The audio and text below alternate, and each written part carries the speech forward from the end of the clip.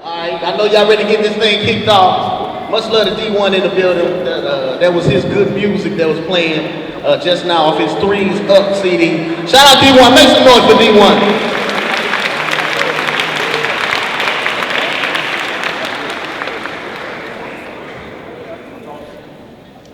We have a lot of great panelists today.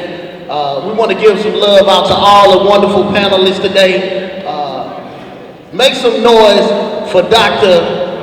Greenfield. Make some noise for Dr. Greenfield. Show that love.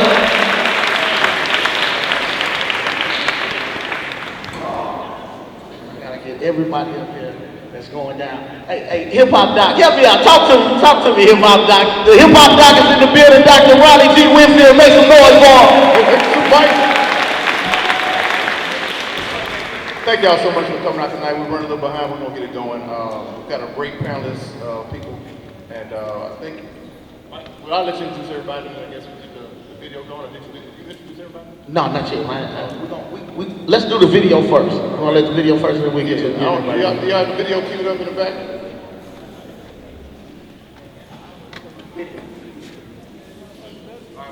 Don't worry about the video. Let's go and get it kicked off, Mike. Okay, that's what it is. Make some noise. I just talked about him a little bit, man. He does it up real big. He's been doing it for a long time, man. Representing everywhere across the globe right now. I'm so proud of this guy. He's my friend. He's my family. He's signing RCA Records right now. One of the best artists in the country right now. Make some noise for D1. I appreciate y'all. Thank you. These some nice microphones, man. They're fancy. Right. Southern, thank y'all very much. Like Super Mike said, I'm holding it down right now for the boot. You know, not just New Orleans, but the whole state. I'm in the rap game to prove to them that our state is about more than just murder, killing, Mardi Gras, and the New Orleans Saints and LSU football. It's about much more than just that. We got positive, progressive black people in this state, and I'm in hip hop to represent for all of y'all who see yourself as such. That's me. Thank you.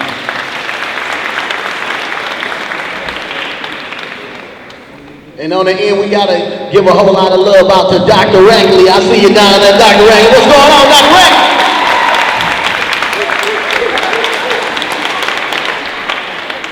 All right, thank you. Let's get it started, y'all. Y'all been waiting for a long time, so let's get the panel started.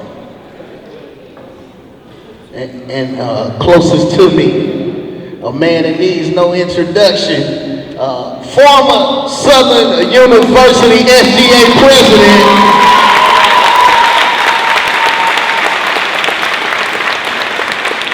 Hey, I just want to say something. If my former SGA president came, at least when I was SGA president, when the SGA president was in the house, people stood up and clapped. But I don't know, I might not be at home. I might not be at home. I might not be at home. I appreciate it. Let me tell y'all why, really quick. There are a lot of things going on that y'all don't know about, and regardless of the reason why those things happen, I'm here anyway.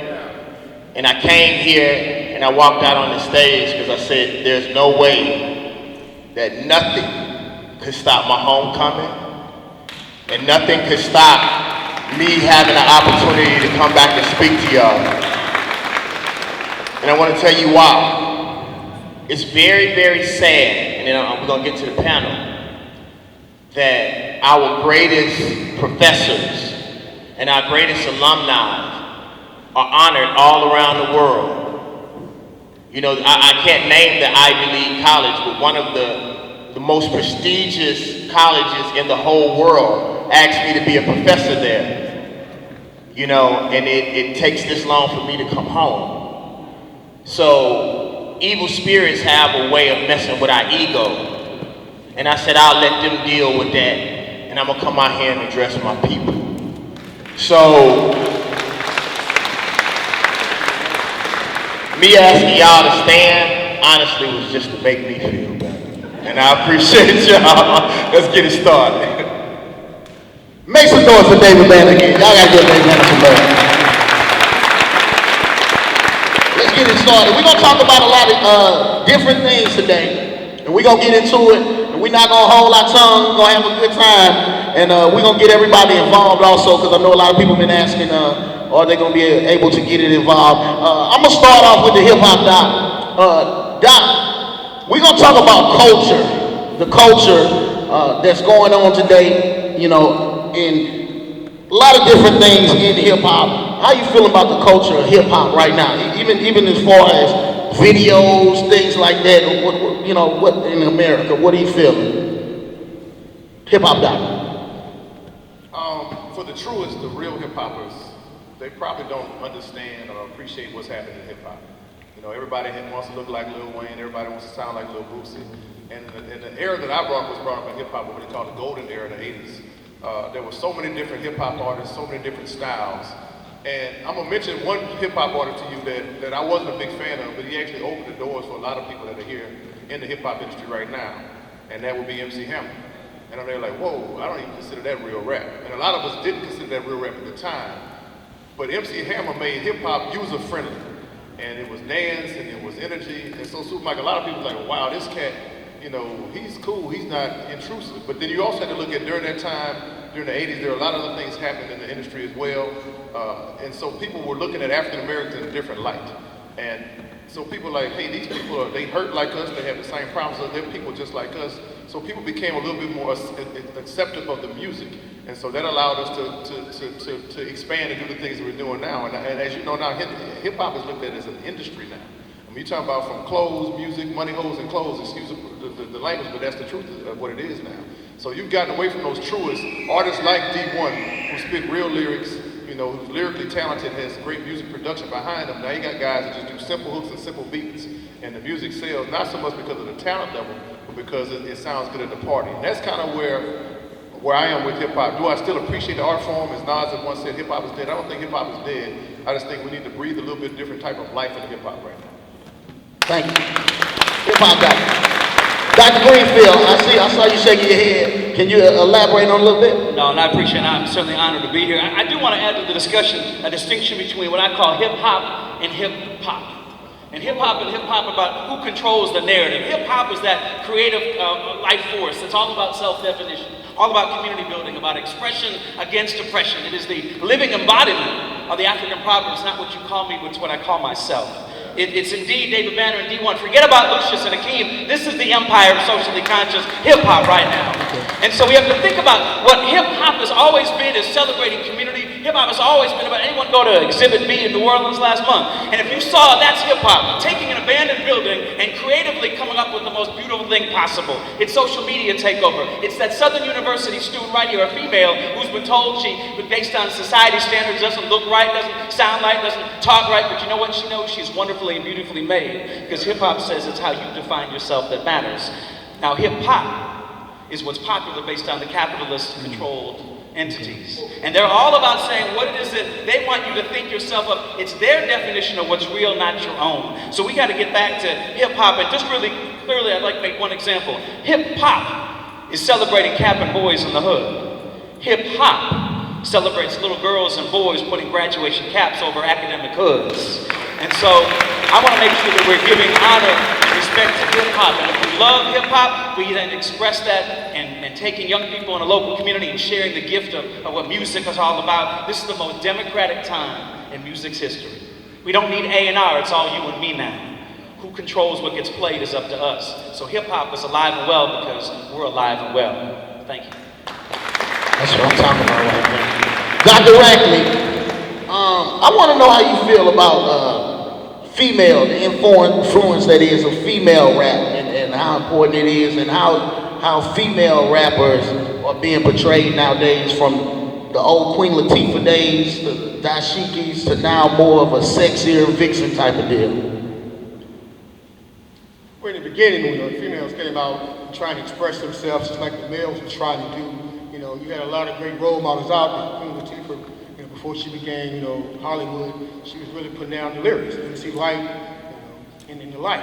And then now that it's been so commercialized, now you got rappers coming in now and it's more for just the image of the sexuality and just trying to display that, and not really trying to capitalize on their ability to spit lyrics out there and speak their truth and do what they have to do. So we got to be kind of careful about how the industry itself is trying to exploit people and do it in a way that's not beneficial to our community, and not send a message out there to the younger generation to say, okay, this is what we need to do. We should be able to define our own reality for ourselves in our own cultural way. We can be reflective of who we are and stick to the roots that we had when we first started in the hip-hop game right there.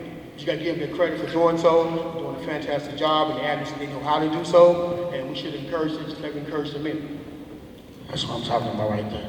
D1, would you be assigned to a major label? 3's up in stores right now. Be able to look out, 3's up. Believe that. Yeah, that's what I'm talking about. When it's talking about females, the video vixen, how hard is it to stay true to what you do as far as we're looking at the ladies doing it the way they do it, the video vixens and type of deal? How do you look at the video vixens and the things like that, and how does the label try to steer you that way? Right, so a label it's like a bank. You know, it's a business, it's a corporation. Contrary to popular belief, the people at the label, they're not all in the Illuminati. You know, a lot of people say, oh, labels, they the devil. Nah, that's not true. They're businessmen though, and they want to turn a profit. They'll literally push anything as long as it's going to sell. If they feel like D1 spitting that real, David Banner spitting that real is going to sell, they'll be like, cool, what we doing, 3's up? All right, cool, the whole building will be throwing their 3's up, you know, screaming, be real, be righteous, be relevant, whatever's going to sell. So for me, I found that sweet spot of not compromising. Like, you know, I passed up a record deal with Cash Money a couple years ago. A lot of people don't know that. But Baby and Slim, they flew me down to Miami. Now that's my shot. I grew up idolizing them and Master P, but I really reached a point in my walk with God and just in my manhood, where I just said, money is not gonna make me compromise my integrity and my mission for why I got this game. So that's how I feel, and honestly, it's just like when I was teaching middle school, right down the street at Baker Middle School. When I quit teaching, Super Mike, and you know, because I used to intern for you, when I quit teaching, I had never gotten paid to do a show in my life. So I walked away from a salary, knowing what I'm gonna make every 2 weeks, and I took a leap out on faith, and he provided for me. Same thing when I passed up the deal that I could have signed. I didn't have another deal waiting on me. But like a year later, after continuing the grind, RCA called me. And not with any deal, but with a deal where I still have a lot of freedom to be the man I wanna be. And D1 don't have to compromise. So for me, it's just a matter of, you gotta know why you're getting in the game. And if you're getting in the game to be an agent of change, no dollar sign, no amount of money, no record label will make you compromise what you believe in. D1. David Banner. How do you think that hip hop in the black community, new school versus old school, impact America that is culture? Actually, the thing I think that people don't realize is hip-hop is a residual effect of culture. Instead of blaming hip-hop, we need to internally look at ourselves. If there's a problem in hip-hop, and I said this when I defended our First Amendment rights on Capitol Hill, I said, if you want roses, if you want us to rap about roses, come to the hood and plant roses. See, there's a cultural problem in America right now that black people won't admit. See, the thing that hip-hop does is hip-hop mirrors the state of mind of the black people at the time. And what I always ask people, usually when I go and speak, because originally when I came, I thought I was keynote speaking, so I had a whole speech ready, so I slid it in. I always ask people to close their eyes and I ask them how do they really feel about black people. And I ask them to be very honest with themselves. And what I found out in my studies is that most people are not proud to be black. So if you look at the things that we do, we mirror our oppressor. Africans did not come over here calling themselves niggas. Niggas were created. Our women were queens and goddesses. They were not bitches. We made them bitches. I just got back from Africa. It was one of the most powerful events in my whole life. And the sad thing, there was one sad thing that happened while I was in Africa. We, black men in America, are the reason why young Africans are calling themselves niggas. So in me saying that, one thing that I sort of disagree with D1 about, but it is true to a certain degree, is that they would rather, record companies would rather us support the white supremacist system. But if it does sell, like Public Enemy, they'll put that out there too. But if we can make y'all call yourselves niggas and we get paid, then hell yeah, we'll take that. If we're gonna make y'all call yourselves bitches because we want to screw black women anyway, and we're gonna deteriorate them being queens and make it easier for us to subjugate them, then hell yeah. And we gonna get paid? Yeah, we'll do that. The thing that we have to understand is our responsibility. Because if you don't do something now, Eminem will be the face of hip hop. Just like right now, Adele is the face of R&B music. Justin Timberlake is the face of R&B music. We are not the face of our own music. I went to a DJ competition that Manny Fresh was hosting last night, and there was only one black DJ. That is our fault. We have relinquished hip-hop. And to answer your question, the old versus the new school, that's all a slave mentality.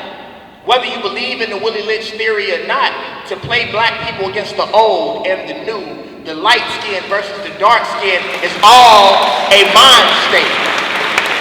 I don't care whether you're old school, new school, or you jamming. Part of the reason why people don't listen to positive music is because it sucks. D1 is jamming. I really don't care what he's talking. I hope that he's talking about positive music, but he gotta be jamming first of all.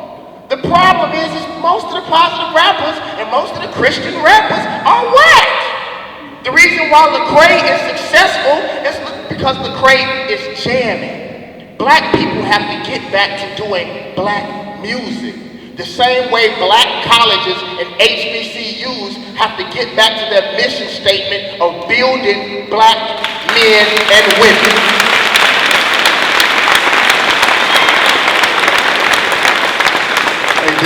Hip hop guy, how do you feel that talk shows and TV and Hollywood influences that? So Mike, before you go on, it's hard to follow David Banner as a statement like that. But another thing that we're doing too is we're labeling our black men. And I know you guys have heard that black men are on the end of it, are near extinction, that we're a dying breed, that the species is going. These words are used to describe animals and not men.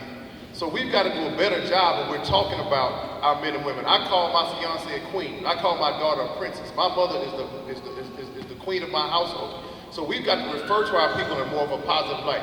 I want to ask a question to the crowd, and the panel can answer this as well. How many of y'all in this audience believe that there are more African men in prison than in college? Just show me by show of hands. So when you raise your hand, you're telling me that you believe that there are more African American men in prison than in college. And I hate to tell you that you are so sadly wrong. That is a myth that has been perpetrated by the media for many years, for over 10 years. And a good friend of mine and fraternity brother, Dr. Ivory Tolson, has proven that over several lectures and talks. So we've got to quit buying into statistics and things that the media is telling us that's not true, and doing our own research and finding out what's really true about us. We don't know our own selves. We don't investigate our own selves. We believe anything that comes on Channel 9, Channel 2, and CNN, and it's just not true. We've got to invest in ourselves and investigate ourselves and stop believing the media. I just had to, damn, baby, damn. All right, good. I just had to say something on that, And I want to stick with you for a second on this. How do you feel like the TV influences that? Talk shows, Empire, different roles, because the roles have changed from the Cosby Show to the Empire roles to Martin to different things over time. How does TV and media and roles of movie influence that? Significantly. I grew up in that Bill Cosby era, with the great family, the husband and wife, doctor, attorney, watching episodes of Martin Luther King, during the holidays and celebrating African American health and life. And to a lot of folks, that was the climax. Like, man, we have arrived. We didn't come from Good Times and JJ. And, the first real controversy, I remember my dad, Mike, we used to watch Sanford and Son, then we would watch The Jeffersons, and then we would watch All in the Family, and then we would watch Good Times. I think, forgot the particular order, we watched all 4 of those episodes. And so that was Norman Lear, a white guy who kind of pushed the button and said, I'm going to do something different. I'm going to show black folks in different roles. And so we went from Good Times to George Jefferson. It was like, damn, we got a black man on a laundromat. That's a big deal. And then you introduce something like the Cosby Show, where you got a doctor and a lawyer married together. You know, all you hear about African American men and women is that they're separated, they're single mother homes, they're raising these children. Now you got somebody living together that's positive, they love each other, they're raising their kids. This was like the epitome. And then jump to Oprah. So now we got a woman who's not only one of the richest people in the world, but who's giving good information, good topics. That had a huge impact on society, but it's a direct link to hip hop because again, certain artists, when Run DMC guys in 1986 came out on stage and said, everybody hold their Adidas up, they were performing this song, My Adidas. And at that time, they were repping Adidas free of charge. There was no product placement, they weren't getting paid to wear Adidas. The shoestrings on with no Adidas on, no shoestrings in them. They put these shoes up in the air, and immediately after the concert, they signed an undisclosed deal. They were the first hip-hop group to actually get a deal with someone. And that opened up the doors for a lot of hip-hop artists. LL Cool J started wearing Kangos. So all of these things are directly linked, if you believe it or not, to hip-hop. And it's very, very powerful with TV, television, and movies. Now we got our own movies, got our own TV, all of that. So significant impact, Mike. Dr. Greenfield, how you feel about the influence of television nowadays? Well, I want to go back to a point that the hip-hop doc mentioned, and it's really important. How many folks in this room want to be either educators or social workers, counselors, or are in the field right now? How many of you are going to work with at-risk kids? No, you work with at-success kids.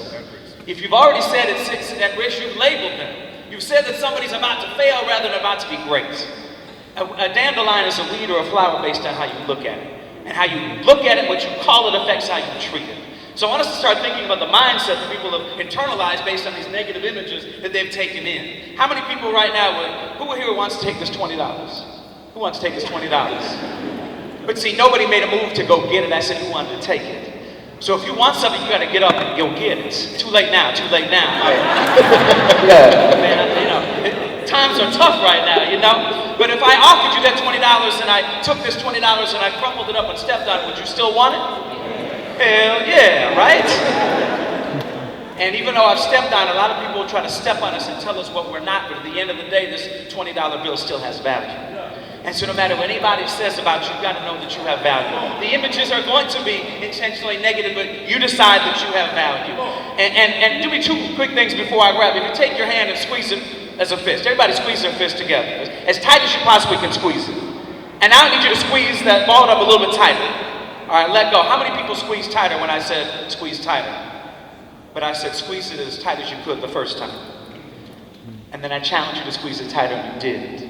When you think you've given all you can to social justice and to positive imagery, you got to dig down a little bit deeper and do a little bit more. Every single person in this room, there's never been a you before and there's never going to be a you again. And the night you were conceived, think about it, don't picture it.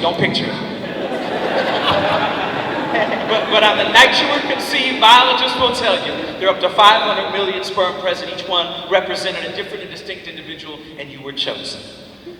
So regardless of the images that are out there, you're right, we've got to be concerned. My concern is not that there are some negative ones, but there needs to be a diversity of thought. We act like hip-hop has always been the good old days, right? There's always been some stuff that was problematic. First of the month was not socially conscious, uplifting stuff. But at the same time, there was a range of other music to balance it out. Flavor Flav.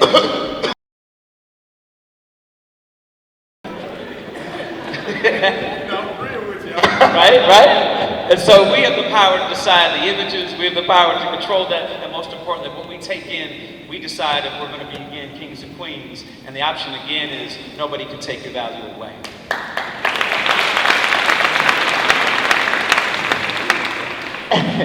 They up here arguing over that $20. That was crazy, man. You hit the nail on the head. He said the power is in y'all hands. As consumers, you all really dictate, you know, what's popping. Like, trust me, some of these artists will change their content if they realize that, oh, that's not selling anymore. So it's literally about the power of the dollar and what you're spending your money on. So that's the part that I reached in being a consumer is I'm like, man, I can't be a hypocrite and say that I want these young kids in the hood to view themselves in a more positive light, but then I'm out here supporting. And keep in mind, y'all, I think Gandhi said it, you can hate the sin, but love the sinner, you know what I mean? So I make a song like J50 and Wheezy, or sometimes I'm critical of somebody like Nicki Minaj. That doesn't mean I hate them at all, but I can be critical of the behavior that I see them displaying, because I know that behind closed doors, these are brilliant men and women, and they're aware of the messages that they're sending out to the younger generation. But I also don't mind at this point challenging the audience, because if we don't have accountability, what do we have? We're gonna wait on someone else to hold us accountable. I went on tour with Macklemore. You talk about white rappers starting to take over? I did a 52-city tour with Macklemore. Guess what though? Every show was sold out and people waiting outside 8 hours before the show, but it was 98% white people. Now we go to my hometown in New Orleans, and I cried when I got on stage. Why? Because in my hometown, D1, you know what I'm saying, been grinding, putting in work. In my hometown, the audience was full of people that don't even look like me. And all the people who I really do this music for, who I've been repping One Man Army and calling them queens back in the day since before I had dreadlocks, I didn't see those people in the audience. And I was like, man. And I had to really think, like, what's the disconnect? And do I change my message all of a sudden and give the people something more that they want? And I had to have a talk with God. I went through depression. I got a song on my new EP that just dropped on Tuesday, and a verse on it is about this man right here. I don't even think you heard it yet, bro. But it's a song called The Sway Interview. This man called me at the end of 2014. I was really battling with some depression because I had just been feeling like I wasn't maximizing the platforms that God had been blessing me with. I was trying to water it down to give the streets, or I wanted to be the hood hero so bad and give people what they wanted to hear. You know what I mean? And this man called me, sent me a song. I don't even know how he got my number, but called me, and our first time really chopping it up on the phone, the conversation we had just lit that fire back up under me. You know what I mean? And it's like, it's real things it's real sacrifices that people make to try to get out here and be freedom fighters. That's all everyone on this panel is. We're just freedom fighters. We do it behind a microphone. He does it in the doctor's office. He does it behind a podium. Like, people do it in the classroom. That's what we are. So I put my EP out for $4.99. $4.99, less than the price of a Happy Meal on Tuesday. And I'm like, look, if you say you rock with me, but you're not willing to spend $4.99, if you like, come on, D, hook me up with one for free. You know I'm your boy. You must not rock with me then. I signed to a major label. My big homie know I don't even see most of the money from my record sales no more. This money ain't going to me, but this is so that people can see that there's a demand for this. So if there really is a demand, beautiful black people, we got to make sure that we put our dollar behind what we want to see more of. You feel me? So I got EPs for sale. That's all. Yeah. And it's on iTunes, yeah. Better, how you feel about that? This is what I'll say.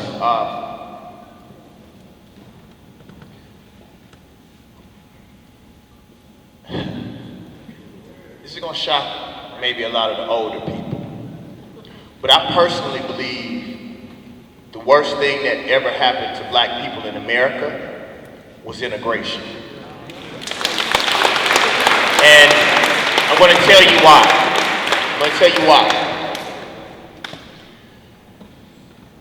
When we integrated, we gave up our ability to teach our own. We gave up our ability to sell our own.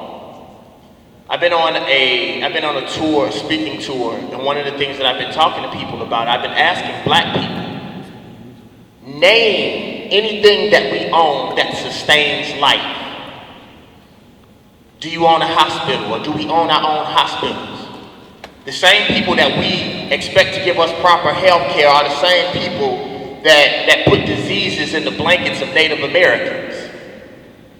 The same people that control our food systems.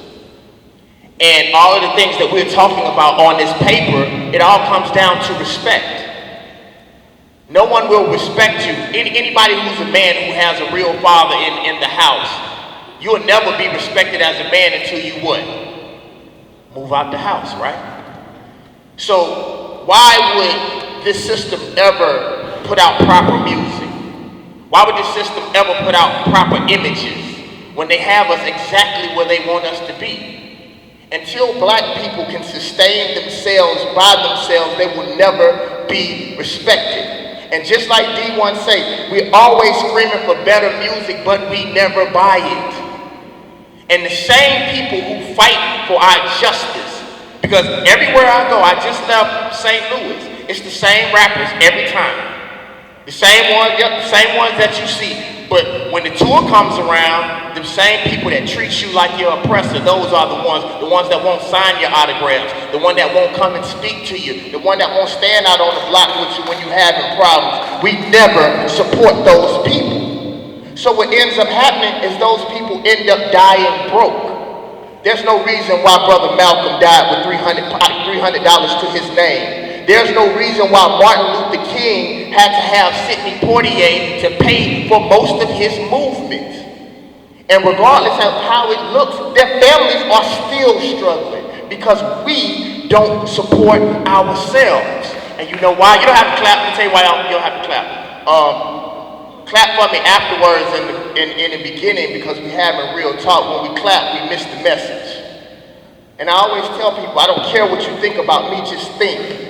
We got to get our people back to thinking. We don't support ourselves, and it comes back to us not loving being black. The reason why R&B is not selling because we don't see any value in it. It don't have nothing to do with the internet. It's because black people don't. Is country music suffering right now? Don't they sell that on the internet? It's because they see value in themselves. If you like D1, don't pat him on his back. Go and buy that single. I bought his single. I tweeted out his single because I support him as a man, and he knows it. I don't listen to a bunch of music. I'm too busy buying a company. I respect him as a man. I want him to be able to feed his family so he can think clear. You can't think clear when there ain't no money. You can't connect with God and pray if you stressed out. That's why I meditate. So in us saying this, if we want to change any of these things, we got to stop begging and start creating and then doing for ourselves. I want to say one thing to my HBCU people. The original purpose for land grant colleges, it wasn't for us to compete. And some of y'all may have saw this on Twitter. This was the last time they let me speak as SGA president when I talked about this. But now I own my own business, so I can say what I want to say. You can't stop me from speaking this time, because I go out in the crowd without a mic. But the original purpose for land grant universities in the first place was to be the cradle for the sons and daughters of slaves. It was never to compete with LSU. Whether we better or worse, that's not the point. It's not about me and D1 competing with other rappers. It's about us giving better images. But the truth is, if you guys don't go out and start creating businesses, creating record labels, creating grocery stores, hospitals, all of these types of things, it'll never get any better. Because the truth is, they love us being exactly where we are. Nothing has really changed. And that's it for me, that's right. Dr. Rackley, I saw you down there. You couldn't wait to feel when you had some points you wanted to get in. Talk to me about them. Oh yeah, because he's talking the truth. When we speak the truth, silence is always an answer. So nobody didn't clap when he was talking about the truth. You have to process that information to see what it's all about. We collectively as a race, $800 billion we earn in a year. But how much of the $800 billion go back to our community? Our brother Reginald said we can control our own reality and define anything we want to define based on putting our money where our mouth's supposed to go and our action's supposed to reflect that whole process. Life survival resources. What resources do we control in our community that we can give to the world? And we can just sing songs, playing music, but the world really don't want that. We got a farm on part of this college. It's a farm. A&M Union College right now. Do you know where the farm is located?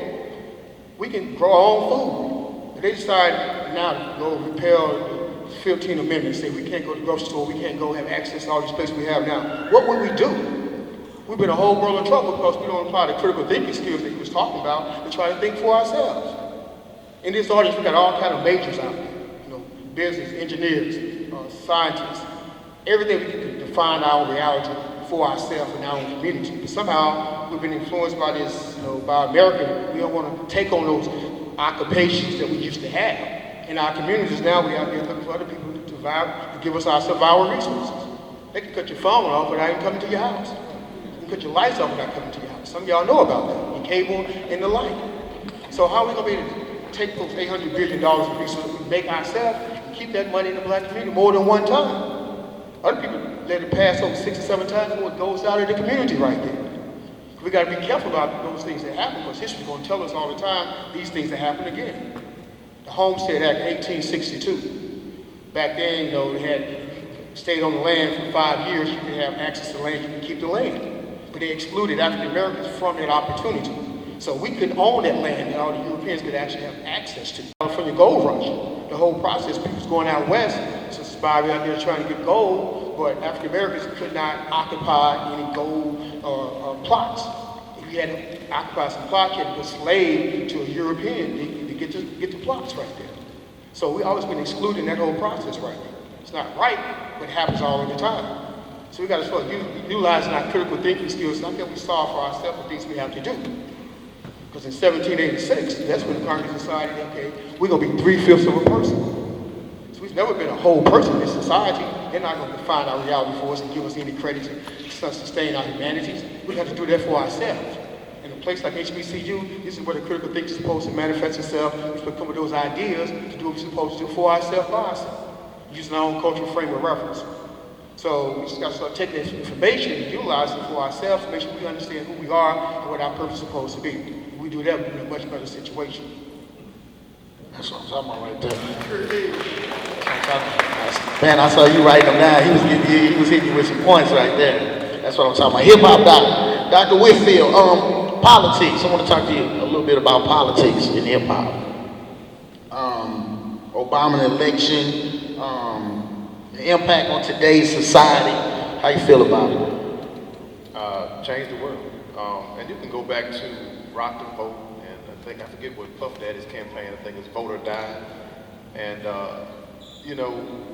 David Banner and I, at D1, that's David Augustine, that's like one of the brothers, but David Banner and I, before this meeting, were talking about, people that complain. And you can't complain about something if you didn't vote about it.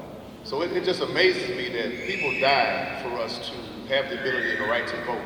And that people still today will tell me, I ain't voting, I don't care about that doesn't matter. And I'm not trying to toot my horn to brag to y'all, but in December, I had some very great things happen to me. I got to spend 2 hours with President Obama. And one of the things that he talked to us about, is 30 of us at a round table, he said, for those who think it's not important to vote, you all don't understand that they statistically look at regions. They said after the African American vote had increased in the last couple of elections, and how important it was, he said, because the Republicans use that information to determine who they're going to talk to and who they're going to attract.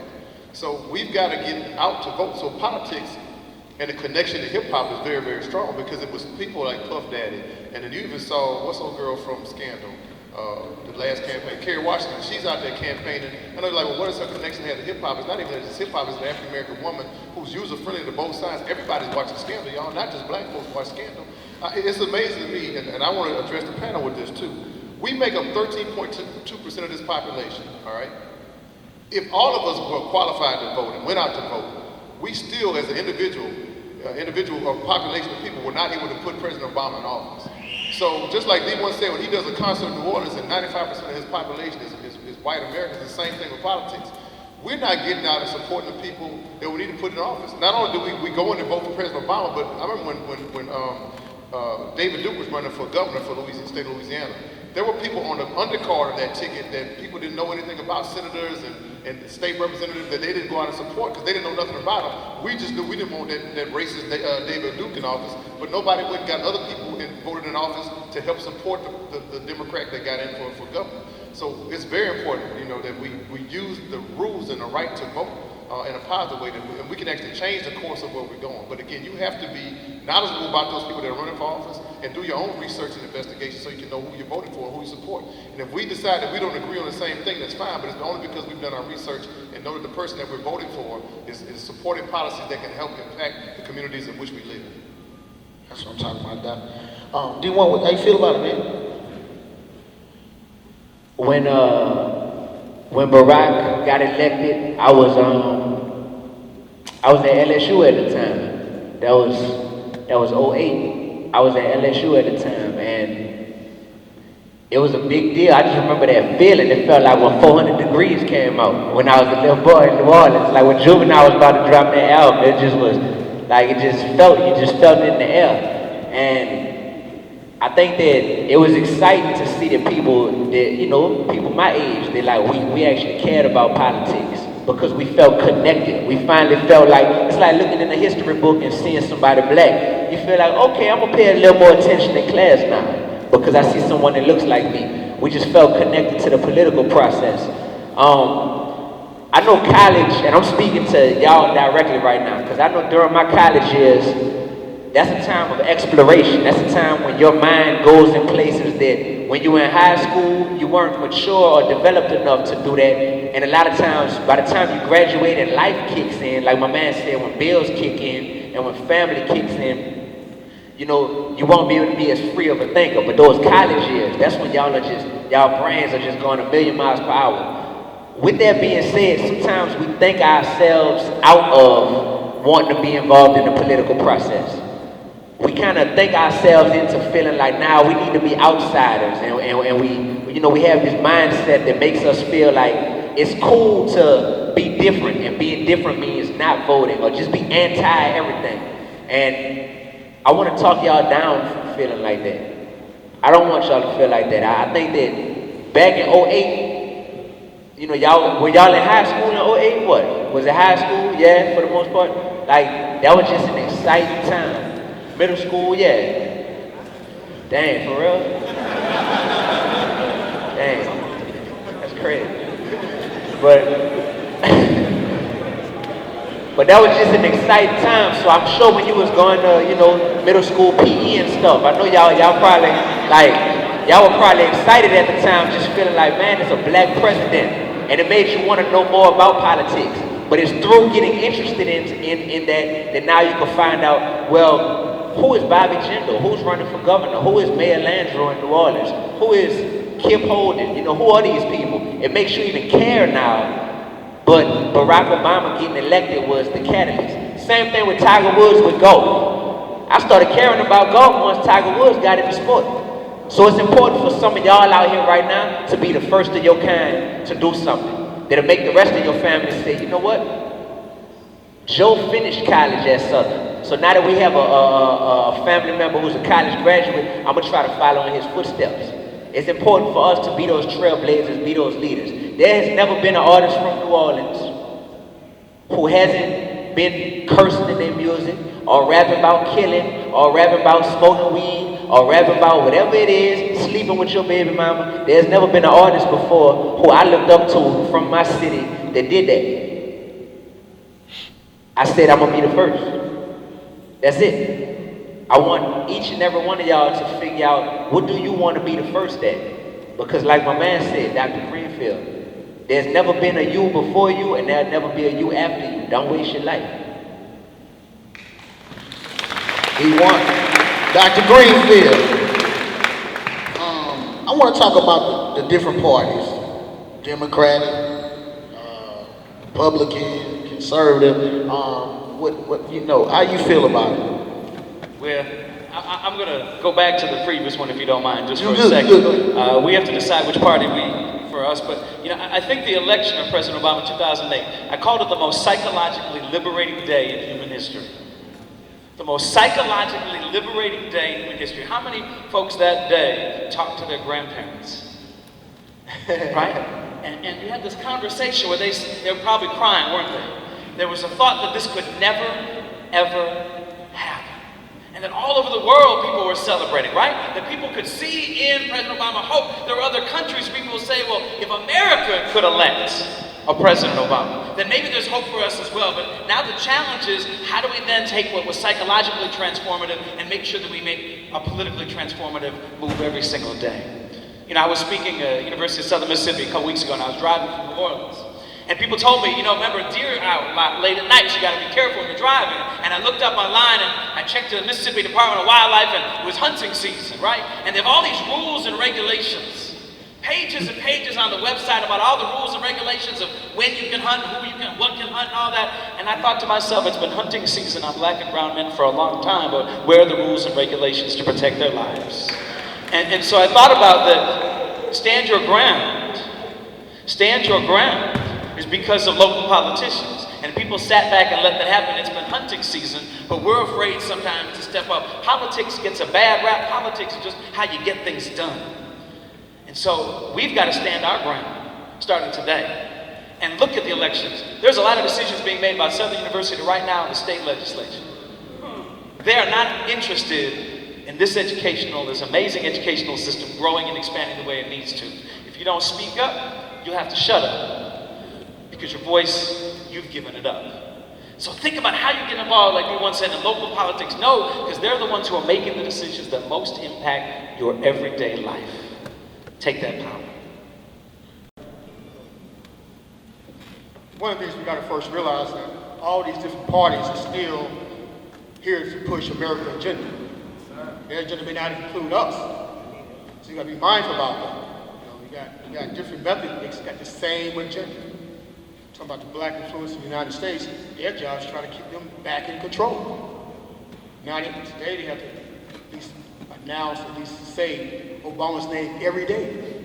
Even they don't want to get in office, they try to boycott all his decisions, all his policies and the like, but they still trying to just maintain white genetic survival at the deepest level. How can they do this? So we talk about the killings.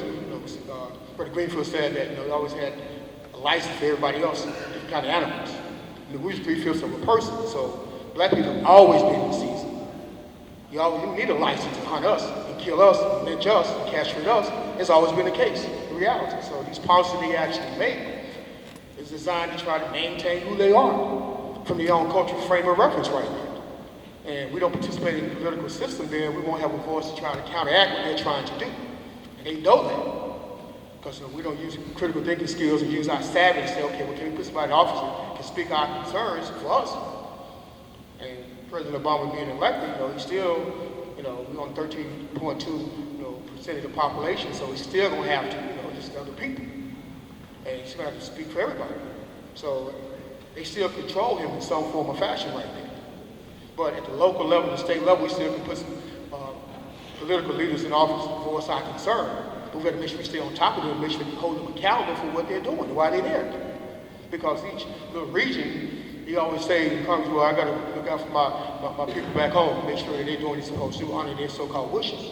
We got to do the same thing also for us, for our wishes. Put our agenda on the table so we can also be able to spread the wealth and do what we need to do for us. There's money out there, we just got to utilize it properly, do what we have to do, not only for HBCUs, but for the community as well.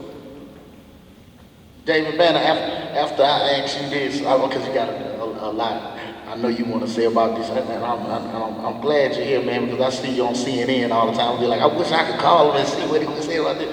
How you feel about it, man? I think, tell you a quick story. Me and my mother have a very special relationship. The worst argument me and my mom ever got into was over President Obama. And it was because of Brother Edward Muhammad. He told me something. He said, Banner, I want you to go and look up everything President Obama promised. And then I want you to get a piece of paper. Now I want you to mark off on that list what he did. Take the emotion away. The thing that I want to tell people is, I don't care what color you are. I want somebody that's going to do for my people. And the thing is he kept his promise, and his promise was hope. I'm tired of hope. We always hoping. What's the agenda? See, the thing is, if you ask the average Latino person, what's their agenda, it's usually going to be what?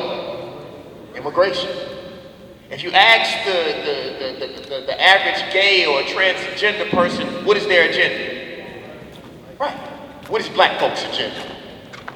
So in me saying that, President Obama, nor does the Democrats or Republicans ever have to honor anything because we give our votes based on emotions.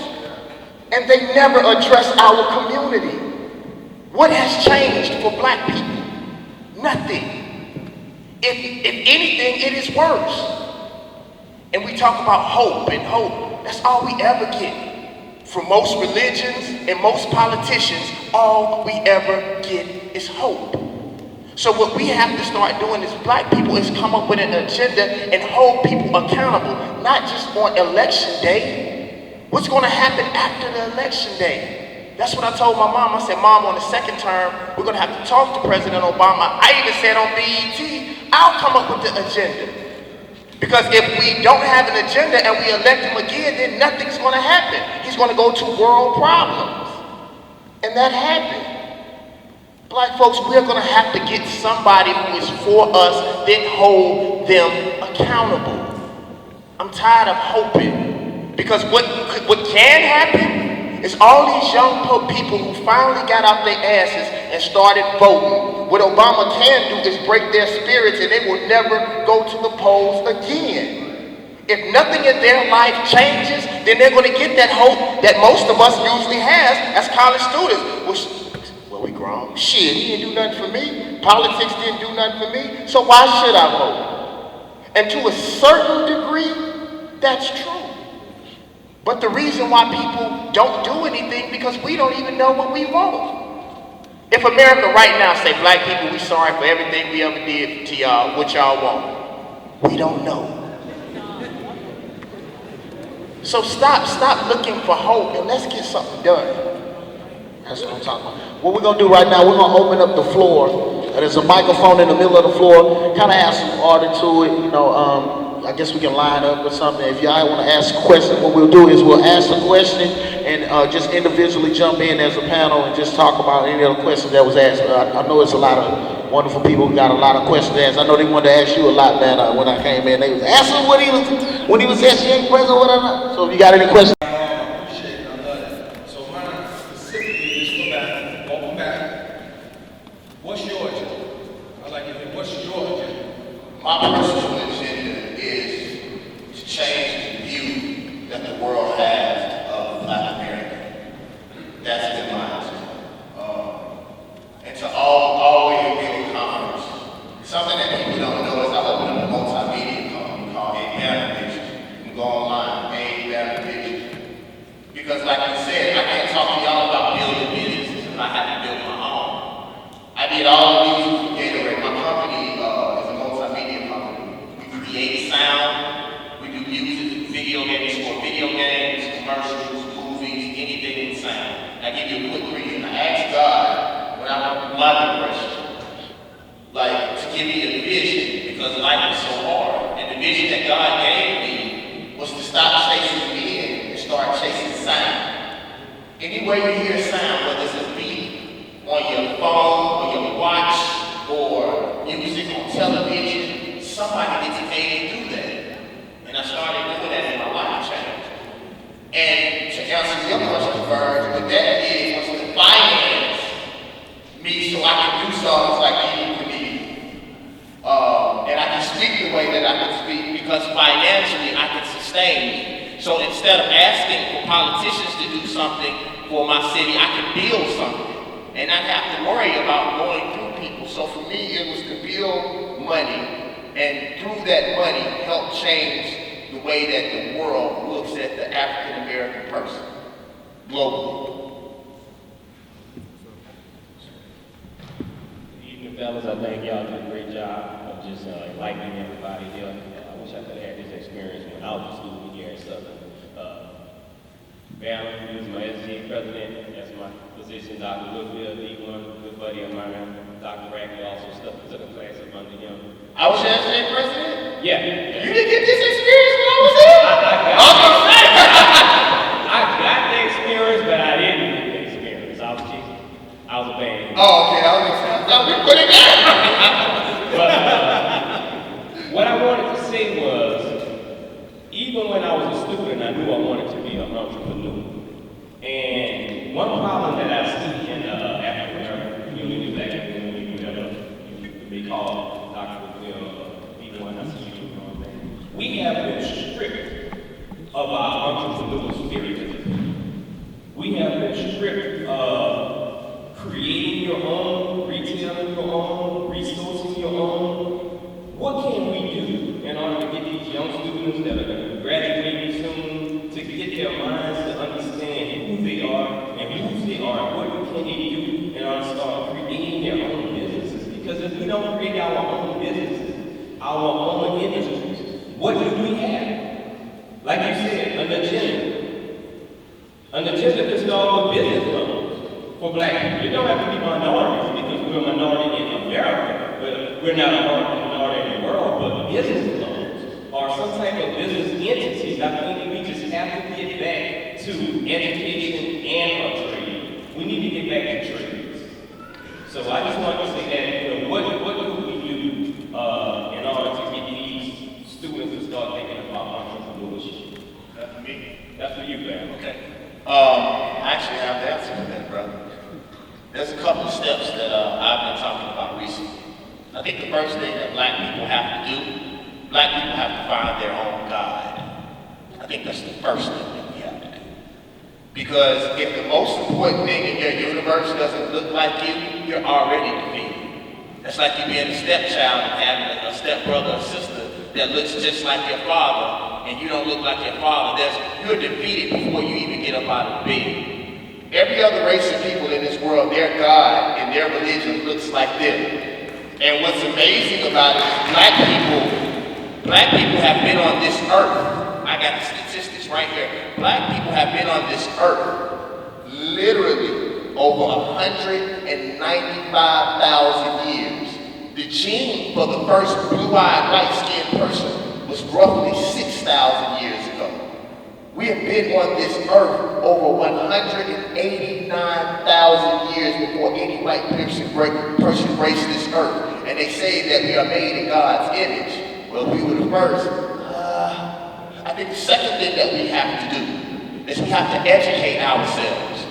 Black people are also the only groups of people who are sent to school to praise their oppressor. Jewish people are not sent to school to learn about Nazis. We are not. We are a historically black college and we don't know anything about Africa. We don't teach anything about Africa. We don't teach about anything before slavery for the most part. I think the third thing that we have to do is we have to create our own products. I had a debate with someone one time. I was talking about boycotting Christmas. And then they said, well, why won't you just go to all black-owned businesses? I said, well, actually, black-owned businesses are only getting white products at a slightly discounted rate and then reselling them. That's not power. You have to create. The other thing that you have to do is after you create, you must distribute your own. If you don't have the power to distribute, then it doesn't matter because you can't get the product there. Then the important thing about black people is then we have to buy our own. And the reason why I told you about religion and education first, because if you don't know black people or like black people in the first place, you're going to think black businesses are not worth their dollar anyway. So I think that's the beginning, and I honestly think what you said is important because one key thing that you said that I'm doing with my business, I know for the most part the mindset of most black people in America. So I can't expect them until I help change the mindset to support my business. So now my business is global, just like you said. So I'm going to Africa, I'm going to Asia, I'm going to all of these places to make money so I can speak freely, like I said, until my business gets to where it needs to be. And it's just a global economy. And it's just like you said, without that, then there's a problem. That's my personal opinion. And right now I'm looking at two back-to-back SCA presidents coming up to the microphone, speaking to the devil, so that's what I'm right there. First off, good evening to the panel, to the students here at State University. To Mr. Banner, definitely an honor to stand before you and finally formally meet you. My question is simple, but it is powerful. It's what words of encouragement can you give to these students who go through so many trials and tribulations day to day? You know, they feel that they're failed,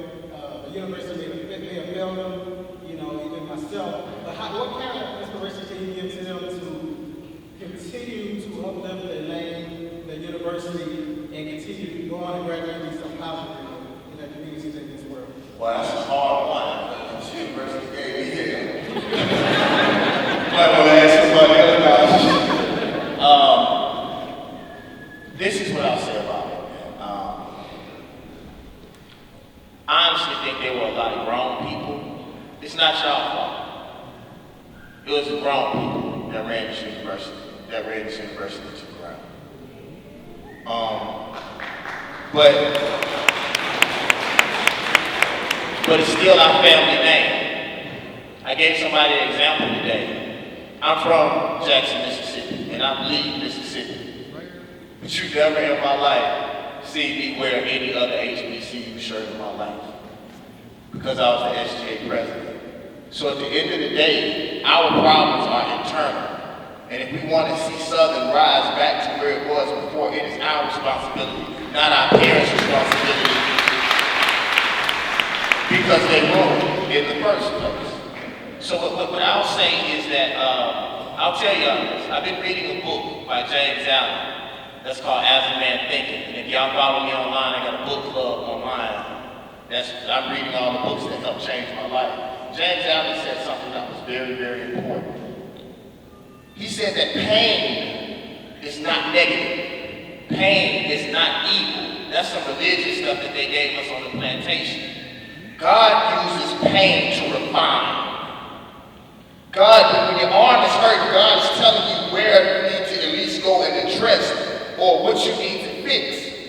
If there are certain problems in the university that you see, then those are things that you know how to fix when you come back to solve the problem. I'll give you another example. If everything was right, the death of Trayvon Martin, Mike Brown, all of those very, very bad situations was the jolt to wake up your community and your generation. So I don't look at these negative things as being negative. I look at them as a call to order for those of us that God has called to lead. Those are challenges for us in my estimation. Thank you. Could I just jump in just for 20 seconds to really piggyback on what you just said? In terms of physical pain, but the psychological, I don't know if people really reflected on it, but in the past 15 minutes, we've had two men up on this panel both admit depression.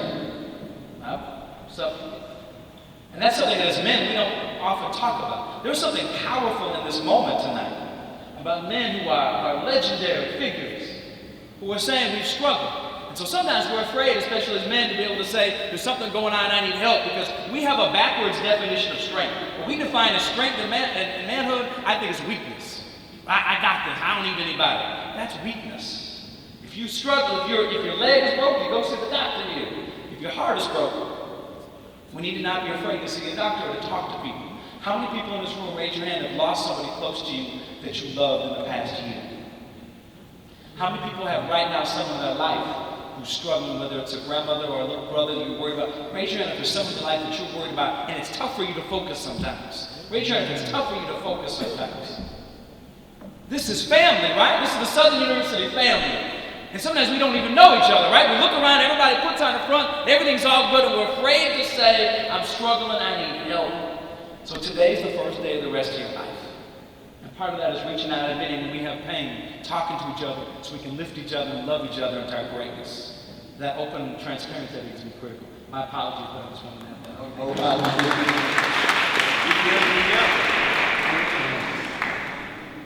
This is for Mr. Crump. I've never addressed you as David Banner. I studied you as Lavelle from the Lavelle.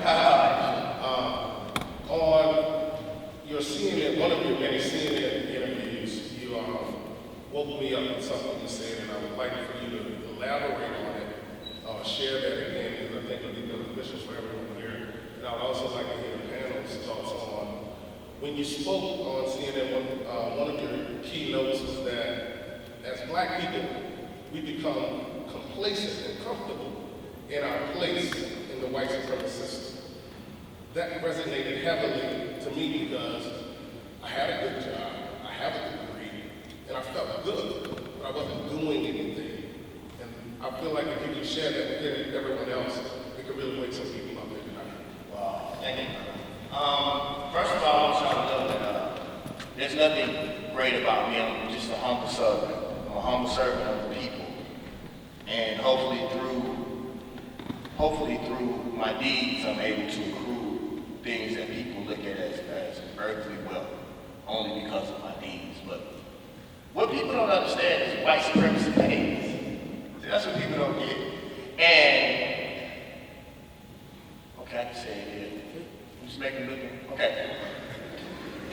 House niggas are cool now. It's just the truth. See, they have changed the parameters of what we look at. The house niggas are cool. Think about anybody in America that you deem uber powerful. I don't mean like D1 David Barron money, like just barely holding on fight the IRS because we got a couple little toys. I ain't talking about that money, I'm talking about the real money. You name one of them that has an inch of culture. You name any of them that have their real hair, or have long hair, or even a beard. You name one that talks about, jumps out on a social issue before it's cool with everybody. See, the thing is they pay you to act like niggas. As long as if I'm going, they gave us Obama like it was gonna stop the fight, like it was gonna stop the cause. Folks still scraping, trying to find me some socks and drawers and something to eat. The IRS is coming, so I'm back on his beats. Barack push hope, Reagan push dope, Clinton push something down a young gal's throat. As long as I'm rapping like that, we gotta struggle. Now if I say, make these hoes get down on the floor, like a pill, oh, we out of here. The white supremacist structure. So in me saying that, as black men, we don't notice, and as black women, most of the things that we do to get away from pain. I'll even give you an example. A lot of times, dark-skinned black women would date lighter-skinned men or white men so that their child can be light-skinned, just so they won't have to go through pain. We don't talk about that. Most of the time we perm our hair is to make us look more white, so it's easier to matriculate through this white supremacist structure. The thing that we don't notice is that all of us, they get us through our laziness and our want to move away from pain. So it means to say that, to answer your question in a short fashion, is that I noticed and I had to learn that nothing that is powerful is easy. If black people are truly going to be successful, we have to take a step back. And I told somebody, it's so hard for you to say that you don't like white supremacy, but you take all of their gifts and all of their toys and all of those types of things. Black people are going to have to suffer for a while. No different than any other immigrants that come here and stay 13 in a house, and then one person get a business, then we all work at that business, then we buy one house. But from 5, 6, 7, 8, 9, 10 years from now, they own the whole community. That's what black people are going to have to do. We're going to have to suffer, but suffer to move forward by our own hands, in my own estimation. So I hope that answers your question. Thank you.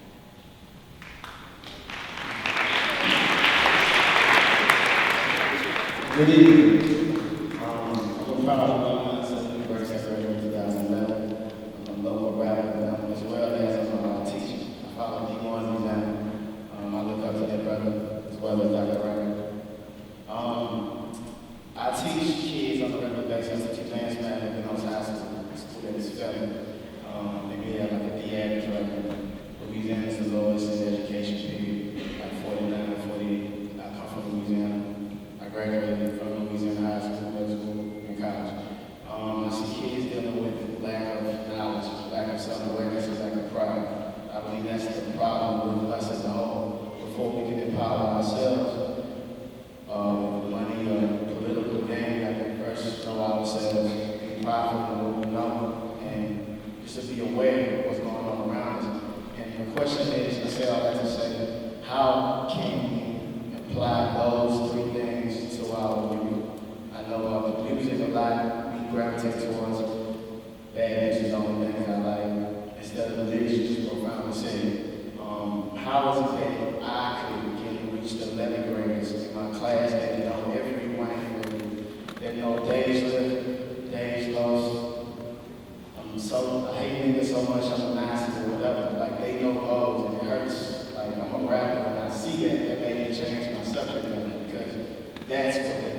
don't know anything that you can say or what y'all say in our lives.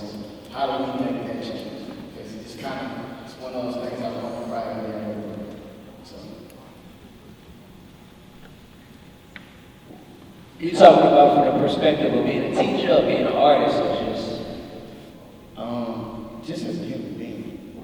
right? Well, one thing I learned is I used to struggle with how can we change all of this, and the answer is we'll never change the whole problem. So that's one thing to understand. But in terms of looking at, see, each of us have a platform. We each have a flock. When I was a teacher, I taught 150 students per day, 30 students per class, 5 periods per day. That was my flock. So my thing is do everything I can with that flock I've been entrusted to just play my role. Because it's not one person that's going to change their life. So it's not just you. But as long as you understand what your flock is, and you say I'm going to do everything I can to just play my role, truthfully, my man, it's not fully up to you to just change. So you're probably doing all you can do right now.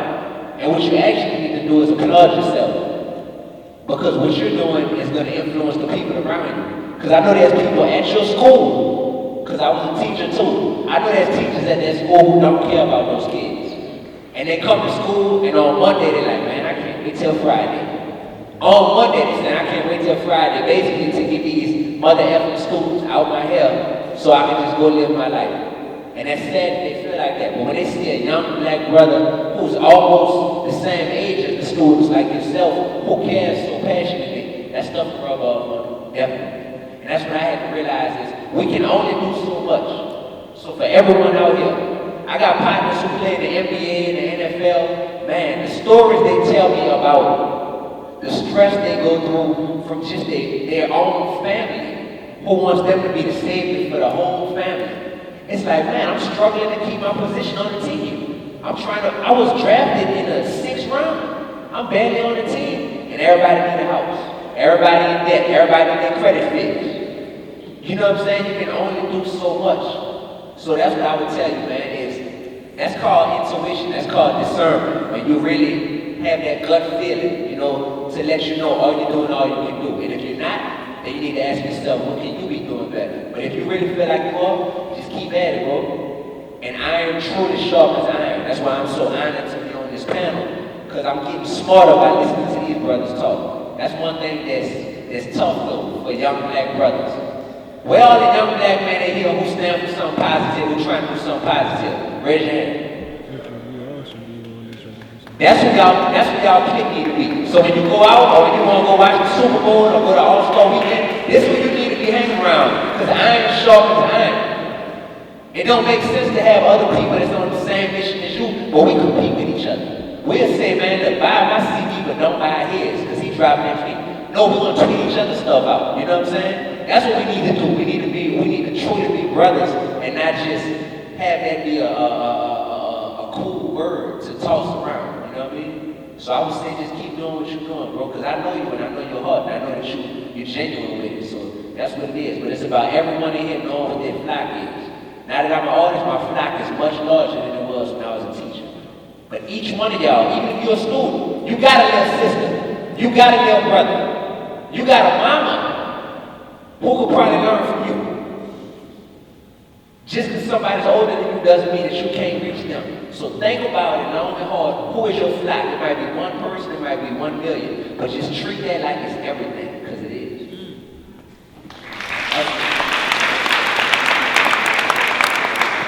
I also want to tell you, brothers, that it takes a village. So you can't take that whole thing upon yourself and try to save the world. So we've got D1 pretty much said it all, but it does take a village to raise a child. And so when we're in school, you know, we got an educator here, we got a motivational speaker, we got a physician, we got artists, we got a multitude of talent when it comes to David Banner. So when it comes to addressing one individual or a group of individuals, we can't do it all by ourselves. So I'm gonna take that health problem, but I may throw a little information there about, you know, some mental health, but I'm gonna send the next situation on to Dr. Greenfield so he can motivate as well. So it takes a village. So we gotta get back to that mindset of taking care of our communities. If I see somebody doing something wrong in the community, I'm gonna turn my back to it. One of the biggest issues that I have in the community, and I don't know if I shared this with you all, I'm the medical director of East Baton Rouge Parish Prison. Everybody in that jail, the jail holds 1,500 people. There are 1,700 people in that jail. Every damn person in that jail looks just like me. They look just like me. And I know there's people in jail that said they saw somebody doing something wrong, and instead of saying, hey bro, put that down, don't hit her, don't do that, they turn their back to it because I ain't gonna snitch now. I ain't gonna snitch, I ain't gonna tell, I ain't gonna rap.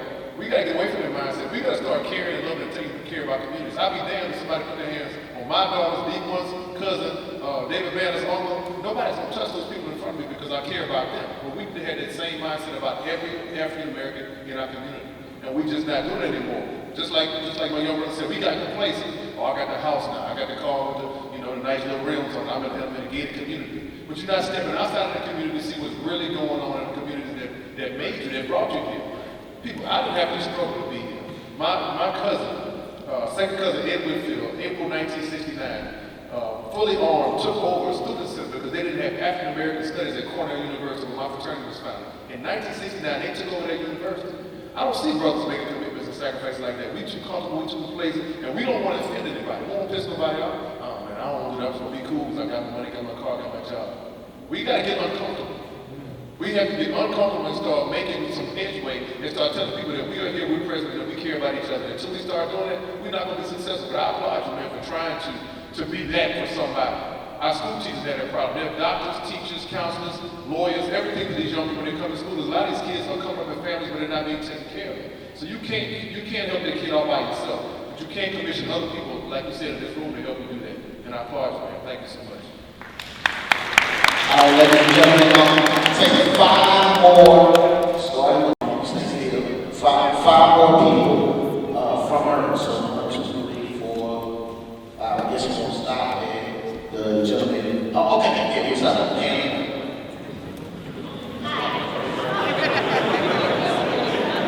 Y'all be quiet. Basically, I understand that art imitates reality, but I don't feel like in the world of hip-hop there's a shortage of the male story, or I feel like almost in a sense that the females and males of Black culture are living two very different lives. And we hear about Black males all the time, and I read an article recently that Black Lives Matter has almost become Black Men Matter, and you don't even hear about the women that get assaulted or killed. And I think there's a serious lack of accountability within hip-hop for that dialogue, and I get that there's other players within the environment that have, like you said, integration is an issue, and money is an issue, and all these pressures to kind of direct what we talk about, but I still think there's a major lack of respect of Black men and in America of Black women, and I just want to see what you think we can do to change the American, including Black men, perception of Black women.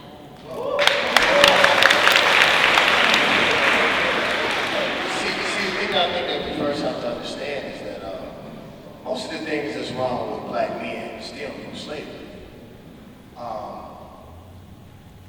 When slavery, as far as it concerns to America and the African American man, was probably one of the greatest atrocities.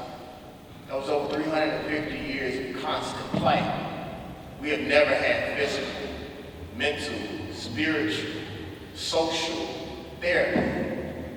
So when you look at how we look at ourselves, most of our hate for Black women comes from our hate for ourselves. And when we see our women, we see ourselves. So in me saying that, I honestly believe that there are some real bad problems that we have to address that we as Black people as a whole keep silent. I even think if there was a movement to say, yes, sister, queen, goddess, all of these things, if there is not any social therapy or if there's not any healing behind those words, it really doesn't matter. That's the thing that I'm saying about music. At least with the music, we know that there's a problem that we just won't really talk about what those problems are. We just see the residual effect of those things. And most of the reasons why Black people won't face them is because it stems from what old white slave masters did to us. And we're scared to address those things because that's when we start losing those jobs that we were talking about. And all of those comfy positions. A lot of times Black people, and let me give you this example, and Dr. Rackley, tell me if you agree with this at all. If you take, do you all agree that the human based off of the human brain. Can we agree on that? For the most part? Yes? I can't hear y'all, yes? All right, well, since we agree, if you totally erase the computer and download a virus on that computer, do you blame the computer for the way it acts, or do you blame the computer program? The program. And until we as a society understand that and understand the ramifications of that program, it really don't matter anyway, because we don't know why we do what we do. We don't know why we hate each other or our women as much as we do, in my personal opinion. It just sounds like excuses. I'm sorry. I don't have a problem with it. No, I don't have a problem with her feeling that way. But you have to tell me what makes you feel that way, because I don't deal in emotions, I only deal in facts. It wasn't just black men on plantations. It was black women too. It was who? It wasn't just black men on plantations. It was black women as well. So the whole idea that, I mean, it's double standard, to be honest. It's not double standards, though, because first of all, it can't be, I'm not making excuses for anyone because I only deal with me. I've cleaned me up. So if you're dealing on excuses, you talk about how I act. If that be the case, I'm only telling you my feelings about it. If my feelings sound like an excuse to you, then educate me on why or what you think we should do, then we can talk about that. But you feeling like it sounds like an excuse, I'm talking facts. I can show you where I'm studying my research. I get that. But my thing is just, what's our plan going forward? We can talk about why we feel the way we feel, and that's great and everything, but like how are we gonna get to the next step? I've given you 7. Talk. I've given you 7. What were those 7? I'm sorry. Find your own God, find your own business, educate Yes, yourself. right, but it's all individualistic. Like, how are we gonna do these things as a whole? That is as a whole, huh? It doesn't seem like a whole. Well, why does it? Explain to me why does Very it? personal, which is great, but it doesn't seem to go anywhere as a group. You've already said how we don't school ourselves, so where are we gonna do all this? Well, we start here. We start right here. That's part of the thing. That's what I was So you're telling talking you. about HBCUs only? Huh? HBCUs only? Yeah, yes. I think HBCUs only. Because And if, some people, it's too late by this point. I can't hear you though. Isn't it a little late once you get to your 20s? It's great to be enlightened in college. That's the purpose of college, but what about elementary school, middle school? Well, see the reason why that's a problem. What? No, I'm listening. What is it? Which is fine, but y'all are the ones that have the tools to have the media. CNN talks about black men all the time. Whether good or bad, they're talked about. We don't even get talked about. Yeah, but you also have to understand as far as CNN is concerned, I'll give you a perfect example. When I went up there to speak about what happened to Mike Brown, CNN thought they were bringing an ignorant rapper. As soon as I start talking about the real social issues and the real things that were going on with black people, you guys that saw CNN, what was the first thing they did? They cut the mic off. Everybody that's on CNN that has dark skin, they don't care nothing about black people for the most part, with the exception of Bart Lamont. So, Am I right or wrong? so in me saying that, love, we can't expect people that are in this system to do anything. It starts with us. And most of our kids are in that system. And that was the reason why I told you integration was a problem. We can't teach our kids in public schools because we have no say-so in our public schools, love. So until we get our own private schools, which in what you said would be an excuse. No, that part's not the excuse. What I was saying was integration's already happened. You're not going to magically reverse it. So what's the move after that? To get our own. When are we going to do that? With what money? Huh? With what money? That's what I just told you. I'm making the money so I can start doing it. So who's you? Did I not say? You. Okay. You're going to save us all. I don't want to be disrespectful, man. We gotta move. Office of Student Life. They invited females also, and the females didn't show. So I think, because I know there's all men up here, and it's, they invited females and the females for whatever reason. We're not saying anything negative, they didn't show. Can I tell them one last thing before we go off that topic? Love, this is one thing that I've learned that changed my whole entire life. It is nobody's responsibility to do anything in our community but you. If you feel like the things for black women are not right, then you change. You change yourself. If you feel like black men are not doing enough, then you do it. Because let me tell you something about me. I knew that nobody cared nothing about Mississippi, so I had to be the first. I did it. That was my fight. That was my challenge, and I did it. If you feel like something can be better, you do it. Show me how to do it. Next question, gentlemen. Sir? Good afternoon to everybody. My name is Kerry White. I'm a political science major here. And I agree with you totally as far as stating that HBCUs need to get back on our missions as far as educating, making sure that we be able to produce and get smart African Americans back into our communities, because universities like this help build a middle class for the state of Louisiana as far as people getting an education, going back to their small towns, or going back to their cities, and being able to be motivators for the next generation, for them to see, go to Southern or go to Greenfield or go to whatever HBCU that you could to be able to get an education, because someone there was to see that potentially. But I have 2 points. I mean, this to anybody on the panel. And the first one is more so on religion. When we say that African Americans tend to not give back to our communities or keep the black dollar black. But I saw a report for one, a couple of dollars. He made $60+ million in 1 year.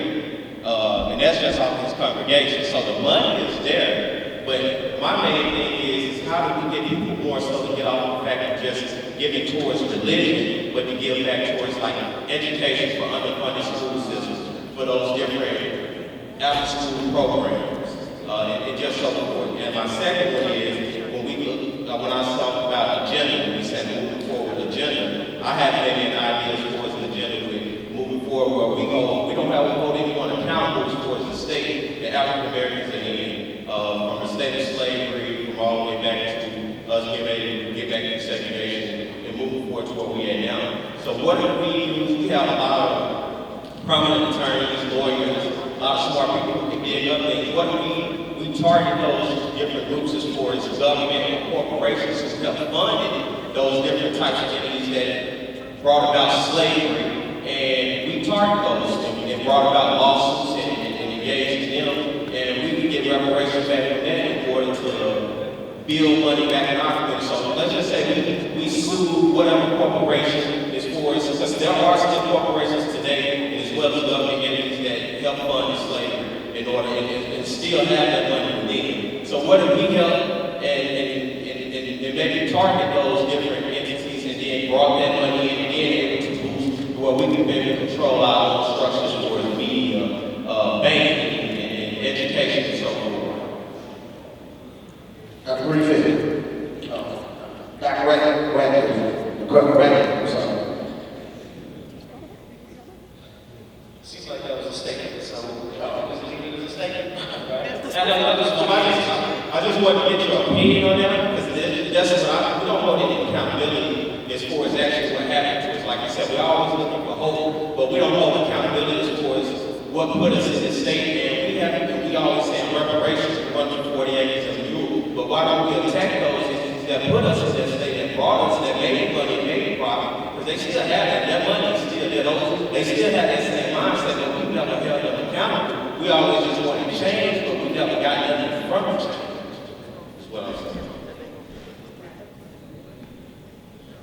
Dr. Rackley. Well, it's a development process. We didn't get in this situation overnight. We're not going to get out of here. Of course, California Gold Rush, they promised us 40 acres of review, but they never tell you about the $50 they also promised as well. We never got that $50. Reparations, it's a bill that they're trying to get in passed in Congress for a long time to give us reparations. But the problem is how much they're going to place value on black life.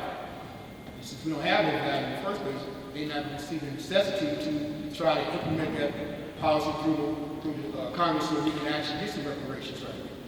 But so we control a lot of money in our communities. So we can start with that by having a dialogue that we're having right now to talk about what are the issues, what are the things that we actually need, which will be part of our agenda right now. And once we get that down, so okay, what do we want? Because during the 60s, they wanted black power. Once they got the power, what do they want to do with it? So we got to first what we want to do with the money that somebody's going to give us if we're going to create money for ourselves. We have a lot of talent, you know, we do t-shirts, bracelets, music, you know, engineers, got all kinds of people that needs that we actually have in our community. But we have a mindset to say, well, can we take the money that we have and put it in the place where it needs to be to uplift ourselves and empower ourselves. And sometimes that may be the whole institution to do that. We need a cultural frame of reference to give us an idea to say, how can we put it in place where it makes sense for us? And that's just going to be a developmental process to get in this situation overnight. We're not going to get out of it overnight, but it takes time. But we need to create culturally transforming experiences that we can relate to, that we can identify with, and also plant seeds within ourselves through our dialogue so we can come up with ideas. Just dialogue with people and say, well, how can we network? How can we put our energy together, our resources, so we can do things for ourselves? Each one teaching. Thank you. How y'all doing? My name is Travis Harris. I graduated last semester with a degree in history. Today was also Savings Day, so I want to greet y'all with an assalamu alaikum. Thank you, brother. Thank you. But anyway, not to be selfish or anything, I got 2 CDs, and I only have 2, so I got one for David Banner, and I got one for PAC. I wish I had one for you. And then, please, anybody who was there, they know what the feeling was. It was just, it was love, peace, happiness. I don't think I ever felt that since I was born, but anyway, even though we know how that's at Southern University, at Texas Southern University, and Howard University, we know that Scholarville is still a blighted property, right? So we know that means once upon a time, Scholarville was popping, it was booming. If you go to the third ward at Houston, we know that at a point it was popping, it was booming. Blacks had things, and like you said, integration was the worst thing that ever happened to us, and that's a part of what integration is. And I don't know if y'all know this to my student body, but Howard University is gentrified. The community that holds Howard University is filled with other people than us. And for some strange reason, I got some friends in the audience. Is that when we talk about black love? People think that means white hate. If you ever talk about black, people feel the need to say, but I love white people. And I love white people too. They move in their home. We had some sisters. This happened last semester. We had some sisters. We all go to Southern University. We go to that stage where we want to move to Tiger. We want to move to LSU because it looked nice. But 2 of our sisters who tried to move into Tigerland, they was attacked by pit bulls from what they call that? The managers. And they had a pit bull sitting on it. And that's part of us just wanting to feel better about ourselves, about what we see in our community. So my question, is not a question, it's just a statement. Somehow we need to work on Southern University needs to rebuild scholarship.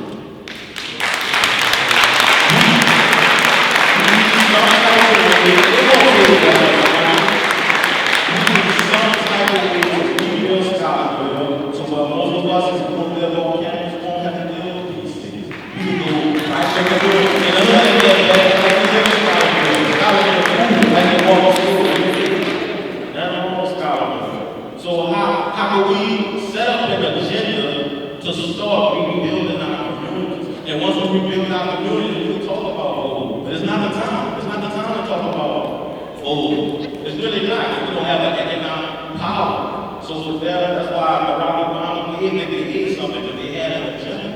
He gave the Hispanic something, but they had an agenda. Us as black people, we don't have an agenda. And that's just wrong. We can't do with each other. We don't work together. We don't lie together because we hate each other. So sometimes we get the ban. I'm glad that he came back to come out of the place that we hate. And I'm saying, and our brothers in the barber shop and Mr. Jones, they always talk about how much they love him and how much they just proud of him. So please, some type of way, let's rebuild scholarship. Well, my suggestion to you, brother, and we're going to leave it as a statement. I think before we move to Scotlandville, we got to rebuild something.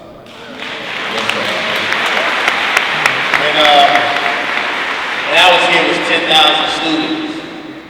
I don't think the university wants me to talk about how many students it is now, but it's less than 1,000 students here now from my source. I don't know if that's true.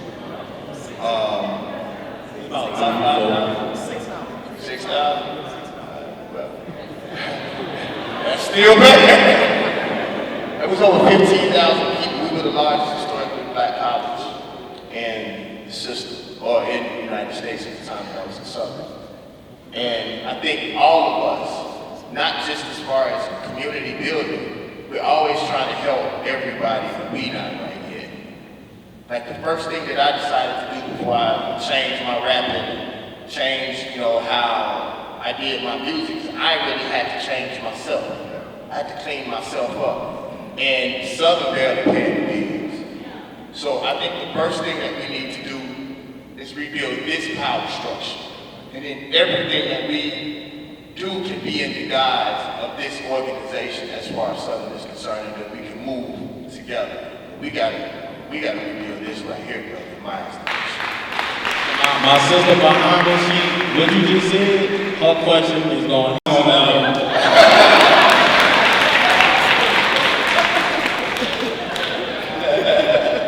Another former Southern University SGA president, right? Let's go.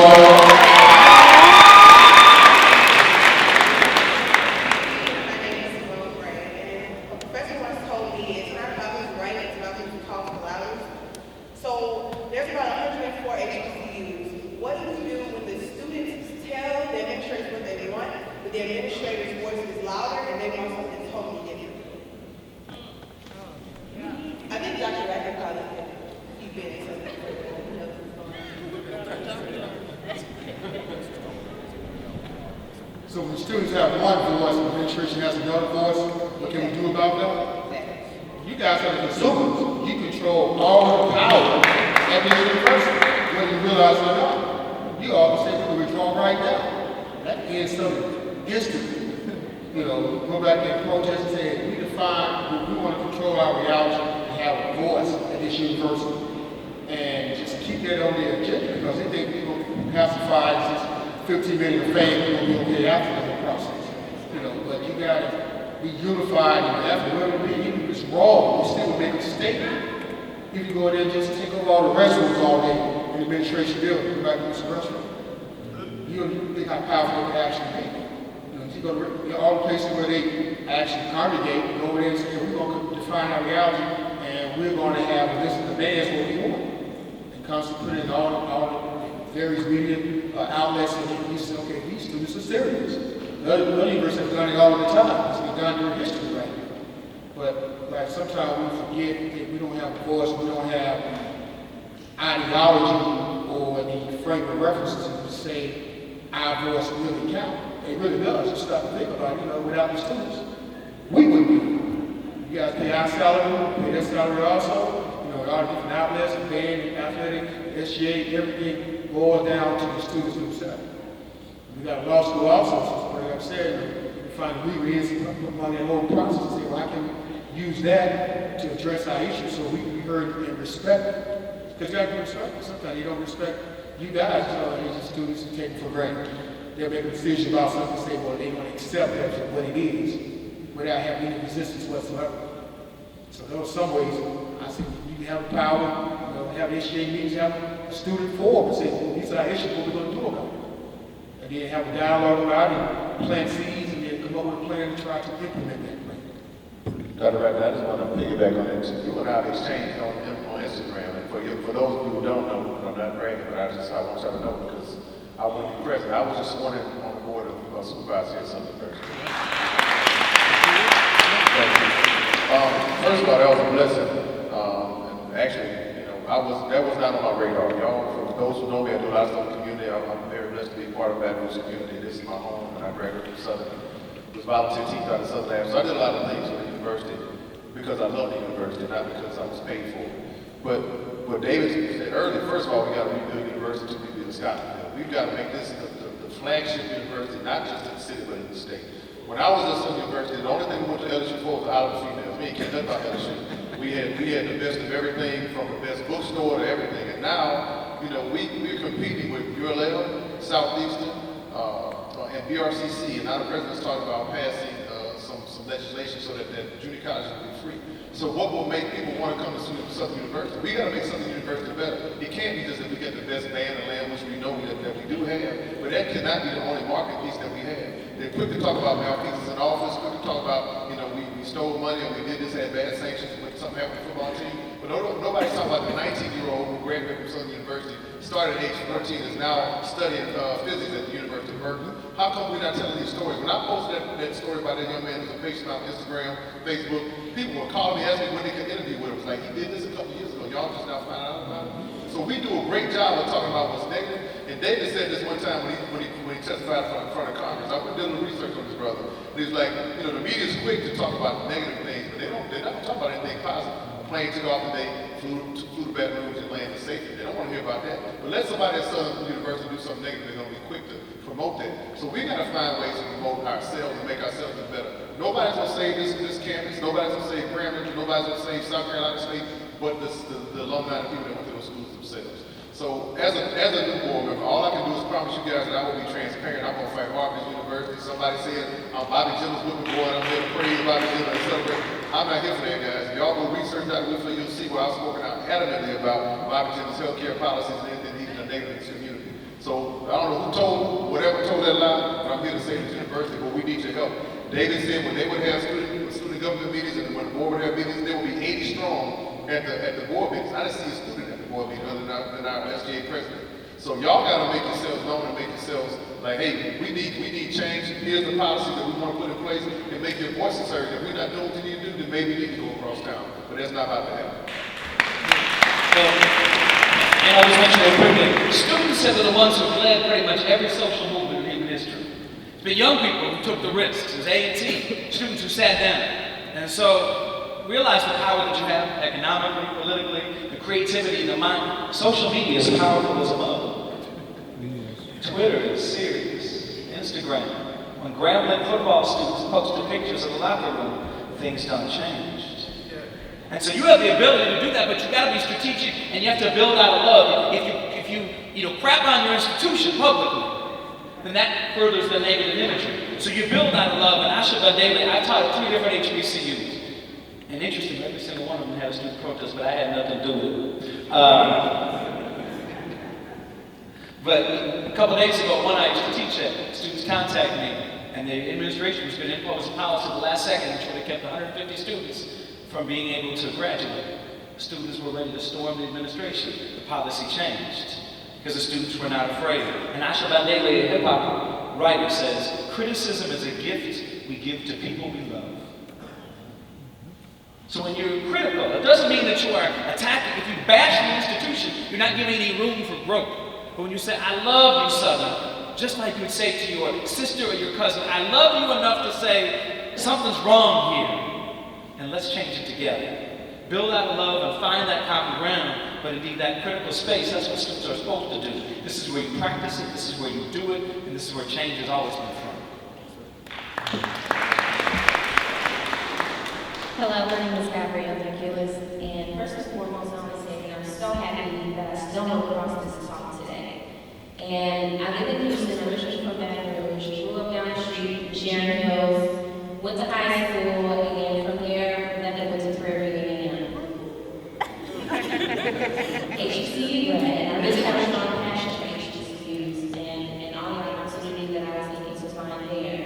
Long story short, I went to school there. While I was there, I built my own company and I worked. And when I graduated from school, I quit my job. And ever since then, I've had my own company.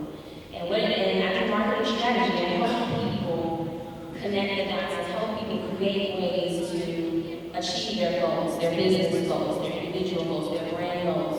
So this year, I decided that I'm no longer focusing on necessarily helping people with their agenda. I created my own agenda. And the agenda that I have created is to bring together passionate and creative thought leaders so we can have events, organized creative experiences like this so we can convene and find solutions for these types of problems and help you with whatever you need to get started on what it is that you want to do. My question is, at this point, being in business for 5 years,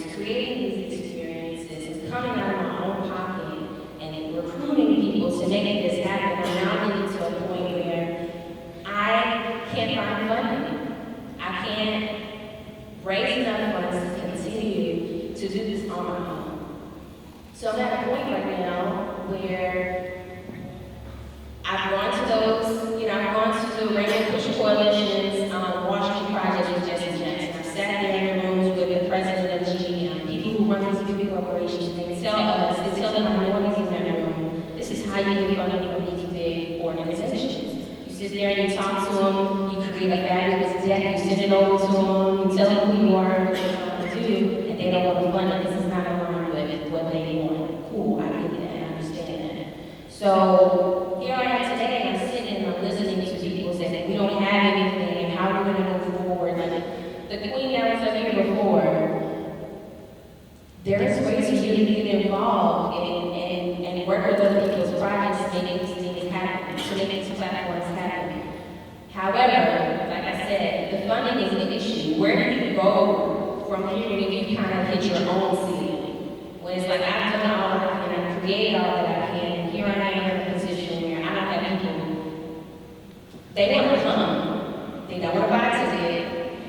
They want to come. They don't want to buy a ticket. They want to sell all the information. But how are we going to continue conversations like this? And how do we keep it moving forward and actually doing more at this point? I hope that wasn't too scattered. My suggestion to you is to find an organization like yours somewhere in the United States. My mentor taught me this. You don't always have to create the wheel. Just go find someone who successfully did it and copy it. And after you copy it and it starts being successful, then you become creative. It's similar to what I told you about me knowing that I can't expect for my people right now to really support my business. So I understood I had to go global. Within going global, I went and found a company that did the same thing that my company did, and I copied their model. I copied their model. Then as much as I could, I tried to get around those people who had done it successfully and become friends with those people and see if I can connect them to their content. Because the one thing that I will say, if you see that something is not working, you have to make one or two decisions.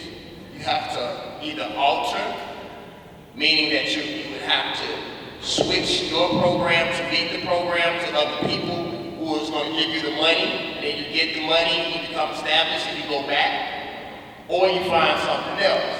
With all due respect, I've done everything that you said. So really, I guess at this point, it's more so like, you guys are influencers. You're connected. Tell me of a conference that you have come across that creates a platform where we can have discussions like this for more than just 2 hours. That's not NAACP. Go ahead. I was with okay. school. Okay. Thank you. I used to teach that young man, Michael Reagan from the back, proud to see that young man.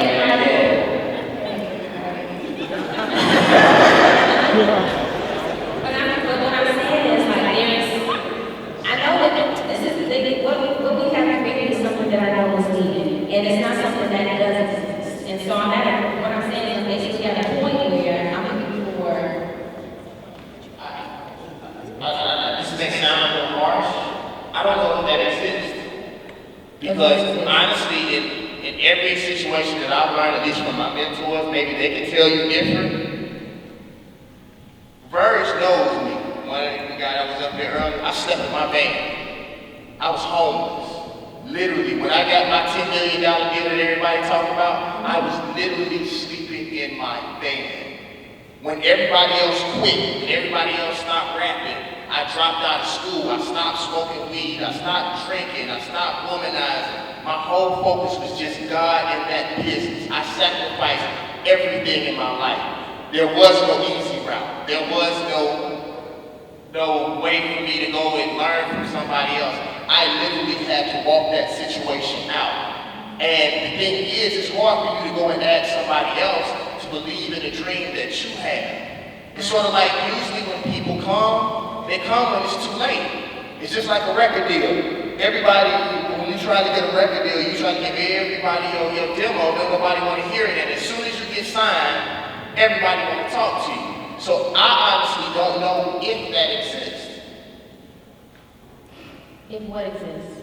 The place you're talking about is going to talk about these things. I don't know if that exists. No, what I'm saying is I've done my research and I know that it doesn't exist and I know that I'm creating that. So what I'm asking of you guys really is, outside of telling you not to reinvent the wheel, to go out and partner and find affiliates, I understand those things. But people like you guys, for instance, like you, Mr. Banner, if I was to come to you and say, this is the platform, this is everything that we're doing, even if you can't be involved, can you recommend somebody to be involved and to be a part of it, or something along those lines? And I think a couple of, go ahead. Well, part of it is thinking about, people always want to hook up. I'm almost like, what's your hook? Right? So what is it that you bring to the mix? And you might want to think about the message that you're transmitting and how you're doing so. And this is probably not the forum to be able to say, tell me where I need to go for this, but it's building the kind of mentor relay. Who here has a mentor? All right, every hand needs to be up, and if not, that's a failure for all of us to start thinking about. Mentorship is so critical, and it's not I call you when I need something. It's intentional and strategic, and it takes a long time. Is it more important who you know or what you know? No, who knows you? He's right. Not who you know, but who knows you. So what do they know about you? And I'm not being critical here, but I want you to think about right now, if we were going to invest in your company, based on the past 3 or 4 minutes, we'd have to know, do we really know what it is your agenda is about? Are you just asking for something without us knowing really what the hook is? Well, I mean, if you'd like me to tell you what my entire agenda is, I can. But what I'm getting at, what my true question was, whenever you create something and you're doing something for the betterment of HBCUs or for our community and uplifting entrepreneurs and thought leaders, where do you go once you get to the point where you have these major corporation contacts and they're not interested in investing? You have these small businesses that claim they want us to connect and want to spend more dollars with them, but they're not connecting. Gabby, I think personally you have to create it yourself. For me, in the hip hop doc, when I first came back trying to speak and talk about things, like I was laughing at a 45-year-old black man that's rapping, what are y'all talking about? He's crazy.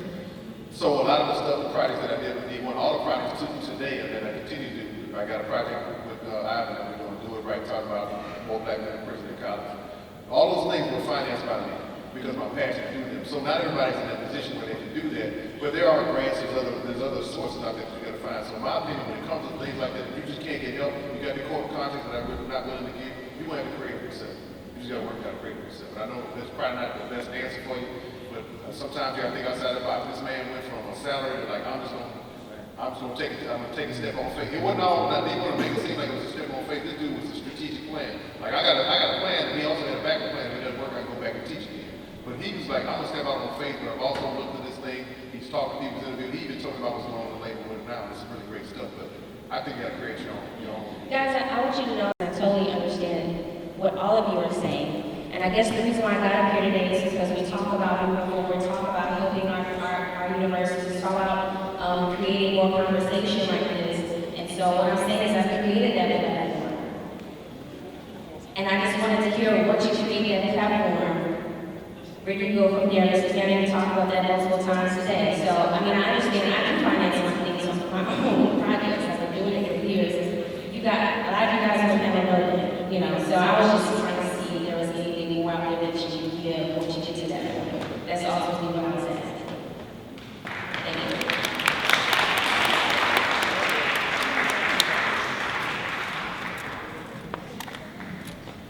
Good evening. Thank you, Jerry, for noticing in my last 2 years within a southern Southwest racism,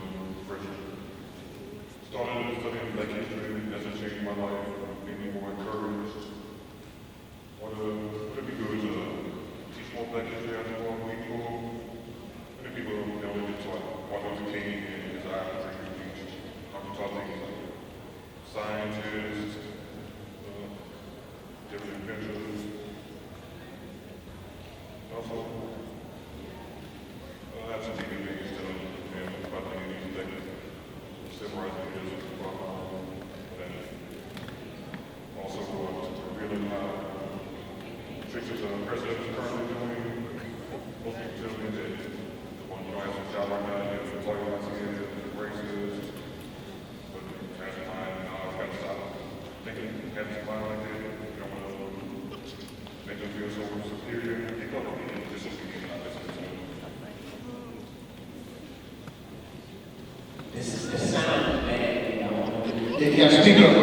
Come closer, bring the mic closer, speak up a little bit. What were you saying? Should there be more programs taught? Yeah, teaching more Black history. Oh, I think those get taught in high schools and colleges. Because, like you said, just Martin Luther King, Harriet Tubman. There's so much more African American history. There's so many people that we're not discussing and talking about. And I used to get this stamp collection when I was a little boy, and it's tons of folks that probably none of us have ever heard of.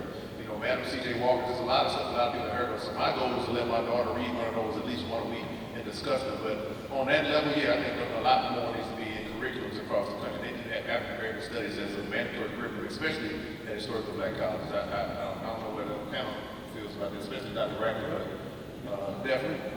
I don't find it discuss or taught in high school or college. I think it should be taught from the start, like kindergarten or something. Also, one of the things studying is oppressor, like many of these white supremacists, and reveal that to many kids. Definitely, you gotta start that foundation early. So elementary school on that.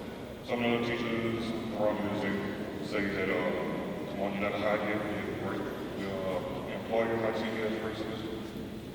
But I'm thinking that's fine. If I refuse to do so, that's giving them some line, that employer line, like, this black dude is superior to me. Is that the right mindset to have? I agree, man. Thank you, brother. Yeah. I just want to say, appreciate everybody that came up and spoke, and everybody that's in the audience today. Much love to everybody coming out today. It's not over with yet, but I just had to say that before Willie comes on up. We had a lot of former Southern University SGA presidents come through and show love tonight, so make some noise for all them former SGA presidents. We got a few Miss Southerns in the building. I see, it's going down. Much love, man. Come on up, finish up the last one, Willie. Thank you, Super Mike. Before I begin, I just want to thank the audience for their patience with everyone on tonight. I want to thank the esteemed panelists. Dr. Greenfield, congratulations on your appointment to the board. Dr. Rackley, my fraternity brother, thank you for your insight. Dr. Greenfield, I'm thanking for your insight as well. D1, I'm from the Waters, I remember seeing your billboard on I-10 right before the Canal Street exit. And Mrs. Plummer, you and I had an encounter 10 years ago, where I have a photo that was taken right after Hurricane Katrina in Atlanta, Georgia, to a family in our place. We were with my older brother, Justice Moore, who also served as SGA president. I have this photo I'd like to share with you after the program. And as a disclaimer before I begin, I want to say that I'm not a sexist, and I'm not against women's rights. But I am all about reclaiming the Black man's place in the community as a patriarch, as a mentor, and as the head of the household.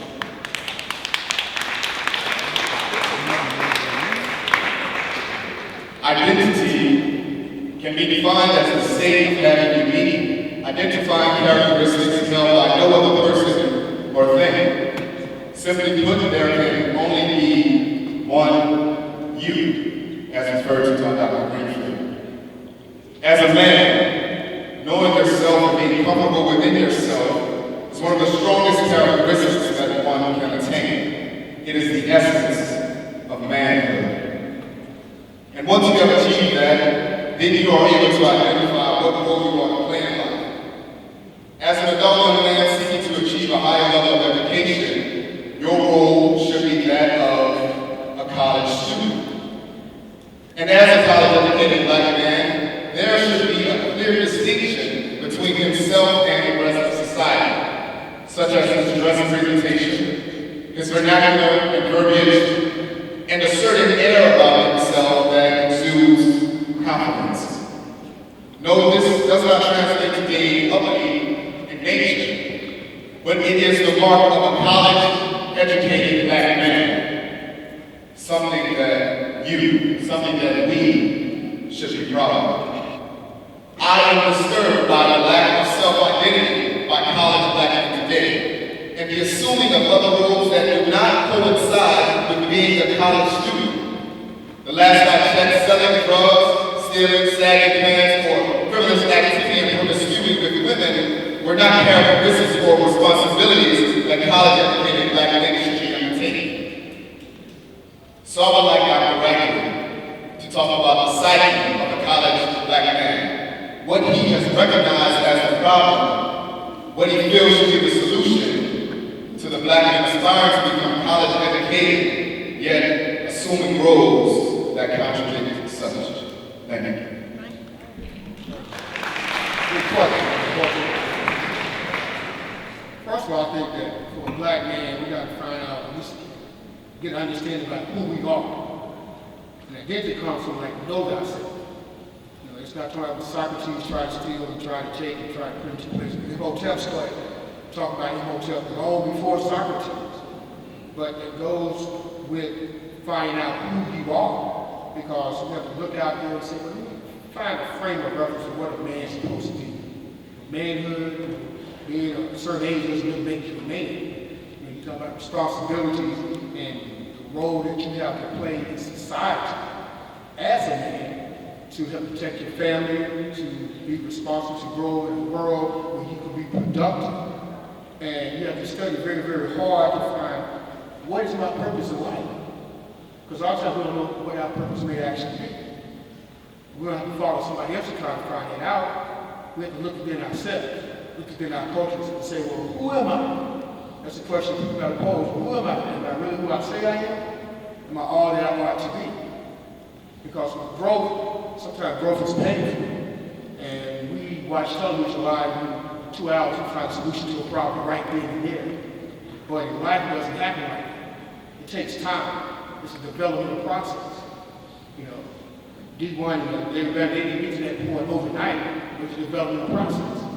But we need to have a frame of reference in place so we can identify with what is it takes to be a man. What are the facts that make you a man, especially as a college male. You know, the world is your oyster. You know, you're at a point where you can grow, use critical thinking skills, and find 4 or 5 years to develop a frame of reference so when you come out of here, you have a plan in place. You can take your rightful place and stand on the shoulders of people who come before you and understand what they have given to you and also what you can give to yourself based on the environment that you're in to foster the right frame of reference inside of yourself so you can understand what is my true identity. But you have to study, need mentors also to help guide you along the way.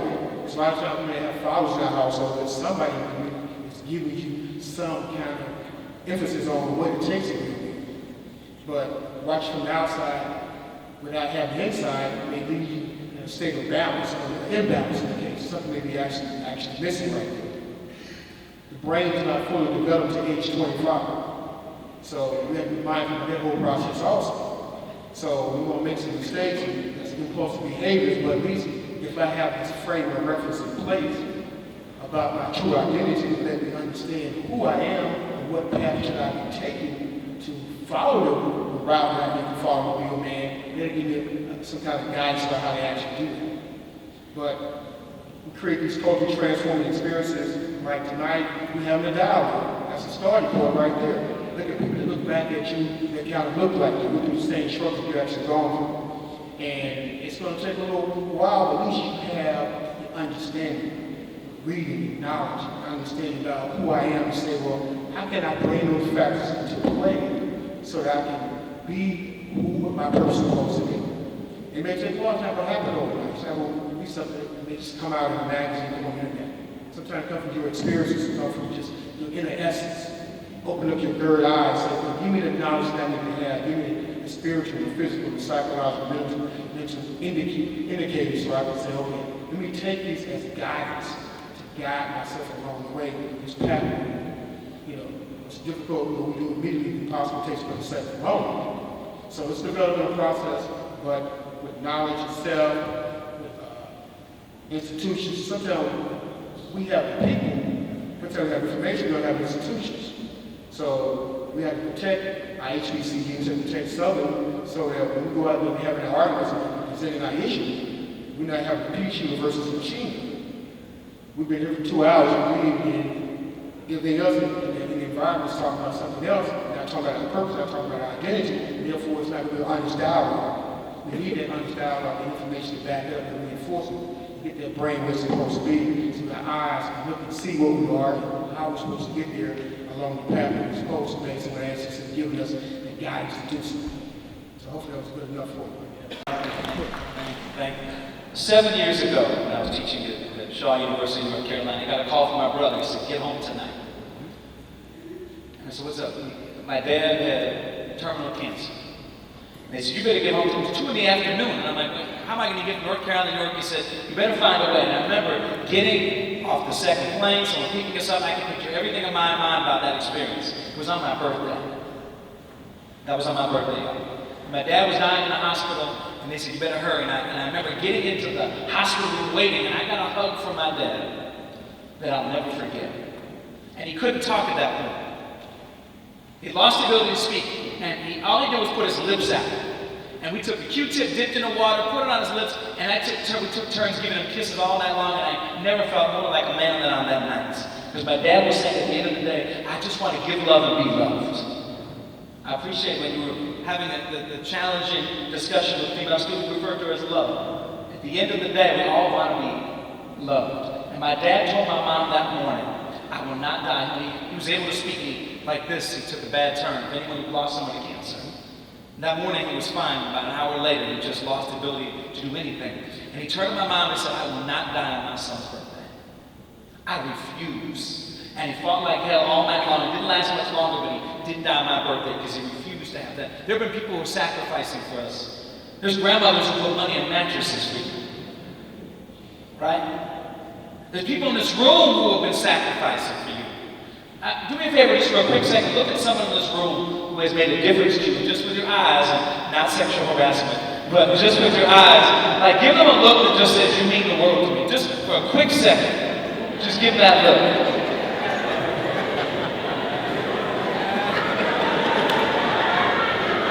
And I'm not trying to get anybody to holler at somebody later, right?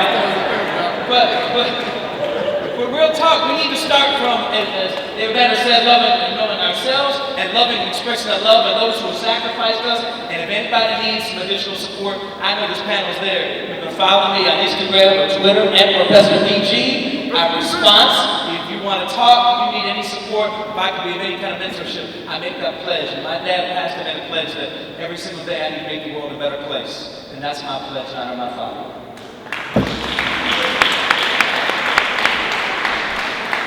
You guys, we're coming to a close, but I want to say before I left, first of all, and I don't want to do this later, but I got to give a shout out to David Banner. It's just awesome. I learned so much from him tonight. My little brother D1, we go way back, real chicken. It's a long story. Just got 2 new brothers on the panel, Reginald, Rackley, out of Greenfield, good people. But when I did a talk at LSU Shreveport 2 weeks ago, and Southern came out to support me, and I appreciate the Fred Brothers came out. It was a real good time. But the topic of the title of the conversation was, "What's killing us?"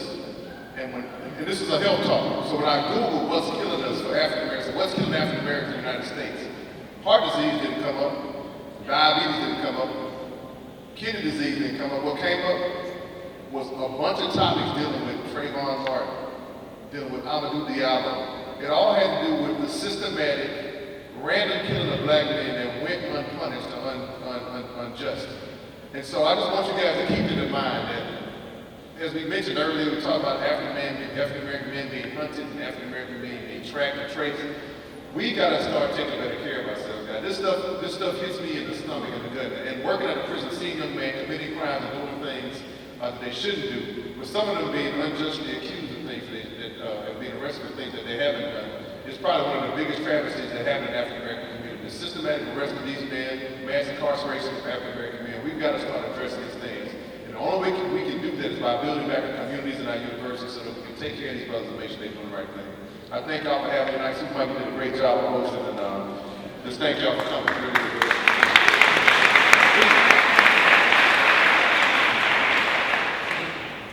Thanks to everyone that was on the panel. Supermike, appreciate you, man. I just want to close out and say that a man or a woman on a mission does not let life's hurdles and obstacles distract them from their final destination. A man or a woman on a mission So the thing is, you have to be connected to what your purpose is and what your mission is in life. Once you're connected to that, a lot of things become easier because you know what to place time and energy towards and what not to place it towards. So I just want everyone to really take time as individuals, as beautiful people in this room, to get connected to what your purpose is. Because once you do that, life, you look at life totally different. I live by a motto that I made up, and like I said, that's the name of my CD, 3 is up. That stands for be real, be righteous, be relevant. In everything you do in life, strive to be real, be righteous, and be relevant. Because we don't know how long we're going to be here for. Truthfully, we don't know how long God has for each one of us down here. So I appreciate y'all. Y'all know I'm an artist, so I got to plug myself. I'm on Instagram at D1 Music, D-E-E, the number 1 music. The new CD is on iTunes. It's number 10 on the hip-hop charts. First time I ever put a CD out on the record label. Thank you. It's called Greenfield. It's on iTunes. You can support it. It's less than the price of a Happy Meal, Doc. It's only $4.99. You heard me? And it's dope. And we also got physical copies. My girl with the red hoodie on, we got him in the back. Raise your hand. Raise your hand. We see you, bro. There you go. All right, bet. And we slanging hoodies too. And that's it. And shout out to my big homie, Still Get Slim. I see you, big dog. Thank y'all, man. I love y'all. I truly love y'all. That's not in a weird kind of way. I truly love y'all, man, and I want to see the best of everyone in here. Yeah.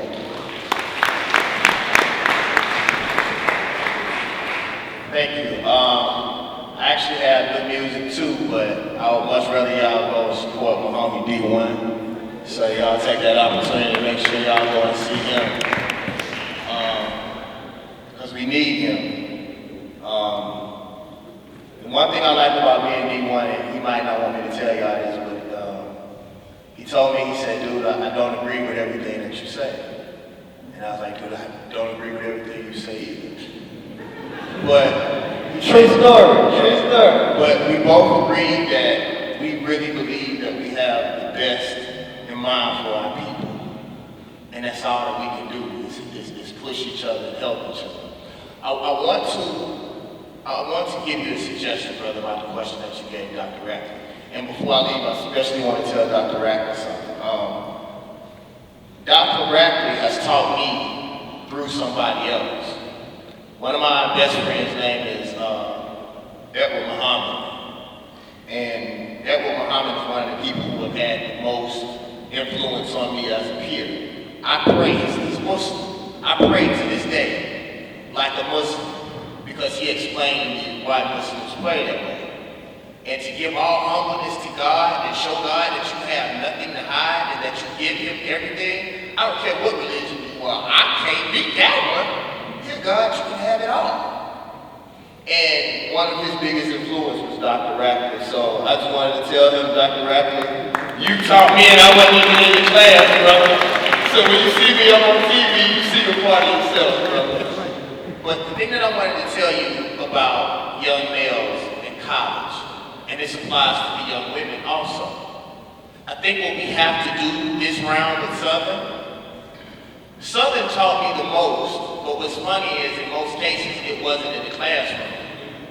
It was in Jones Hall. It was my brothers who were Moors, my brothers who believed in the tabernacle, my brothers who were Christians, my homies from the West Coast. I mean, we had real dialogue because we were suffering in Jones. I had one of my homeboys from LA that said, I didn't know that they had stores in Mississippi.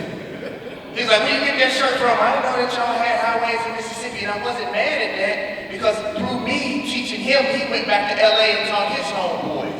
So like we taught each other.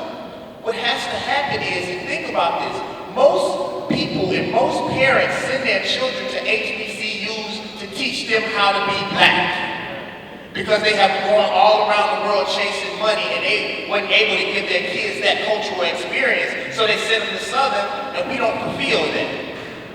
We don't teach them true black history. We don't give them knowledge of self. What we do in most cases is further socialize our children because most administrators think that if they feed into the white supremacist society or structure, that it will be better for them in the short run, and that is true in the short run, but in the long run, we have lost our culture.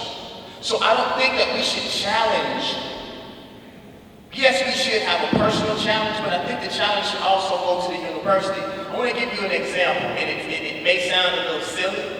And Mr. Jones, thank you for putting up with me. I know you remember the story.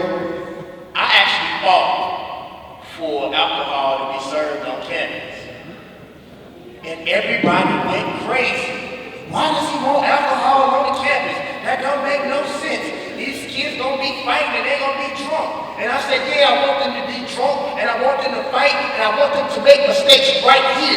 Because when they make mistakes out in the real world, if we don't change them while they're in-house, then they won't know what to do when they're in the real world. We want them to make mistakes on campus so we can correct those mistakes.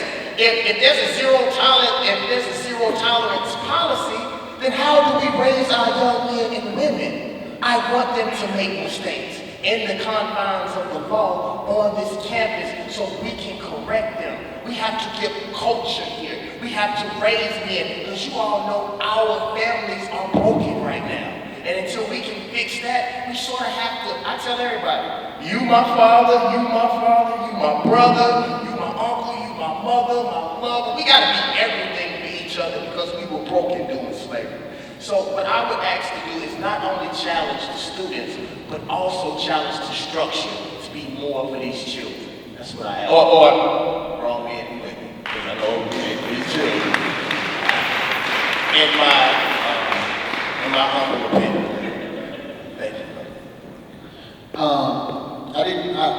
When I started this today, I did a disservice to all of these wonderful men on our panel because I didn't give their bios and their background. And we have some very, very wonderful gentlemen that have been on the panel all night. All different fraternities too. Dr. Rackley is an Omega, Dr. Greenfield is a Kappa, Dr. Whitfield is an Alpha, D1 is a G.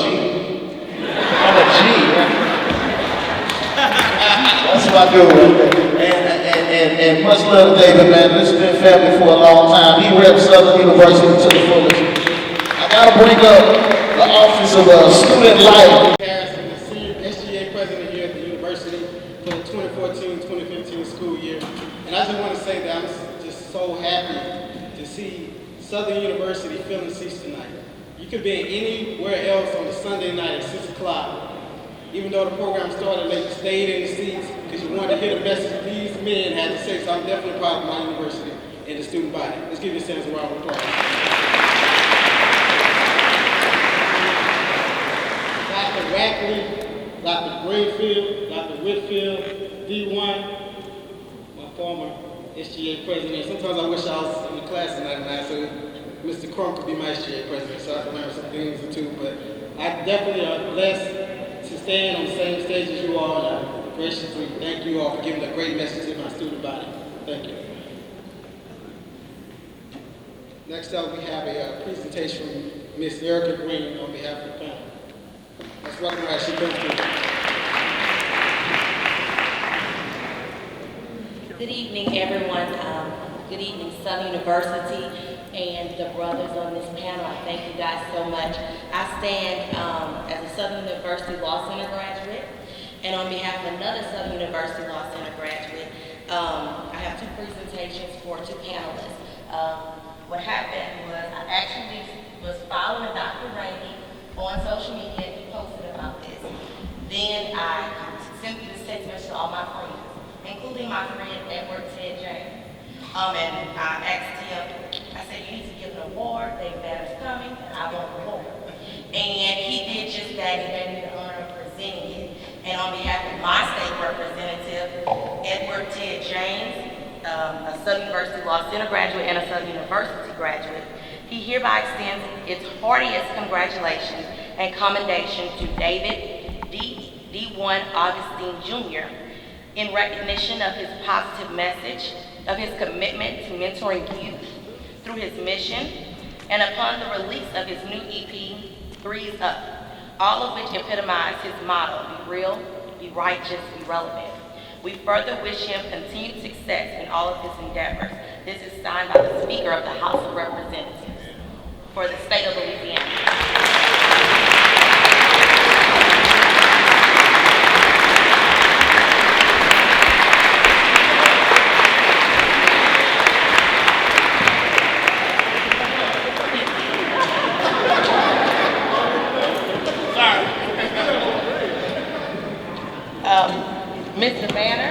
follow you on CNN and everything. So, on behalf of my state representative, Edward Ted James, hereby extends his heartiest congratulations and commendation to David Banner in recognition of his humanitarian work, his commitment to enhancing African American culture, and his significant contributions to the state of Louisiana.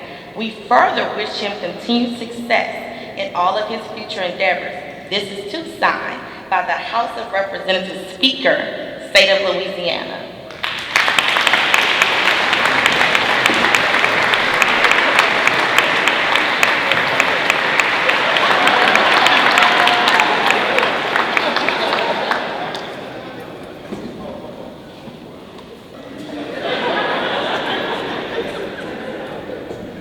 You know they always try to paint us as thugs, so we gotta get. Can I say something real quick before y'all go? I'm sorry I talked about it, but I'm sort of emotional. I got awards like all over the world, and they gave me the key to Jackson, Mississippi, maybe about 2-3 years ago, and that meant a lot to me. I remember growing up, my father was really mean. I understand why he was now. My father was a commander, and he felt like. He said, I didn't need you to be my friend. I just need you to be a man that can navigate himself through this world. Once I saw you can navigate yourself through this world, we can kick it. But I always fought all my life just to make that man happy because he never smiled at me ever until I think I was 22 years old. And we get all these awards all over the world, but being encased in flesh, you still want to hug from home. So as much as people may not believe it, this means the world to me because I've been waiting to come home and get a hug, and I appreciate it. Thank you.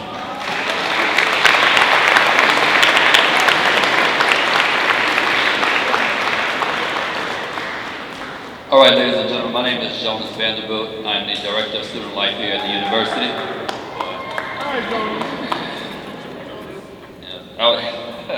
I'd like to give my sincere gratitude and appreciation to all the panelists that came out tonight. From my office and the Student Government Association office, we have small tokens of appreciation for everyone. First to Dr. Rackley. Well, before I get to Dr. Rackley, let me, I guess not really apologize, but let the women know there was a female panelist. Her name was Dr. Shanika Jones, another one of SU's own on the campus. She's very prolific in the things she do and the things that she say, but she couldn't make it. She had an illness in her family, so we were not sexist. You did have a representative, of course she couldn't make it. With Dr. Rackley, SU's own, and Omega Man, I see a lot of Omegas in the room. Round of applause, please. Dr. Greenfield, one of my frat brothers as well. He's a powerful speaker on race relations. Check out his website, it's derekgreenfield.com.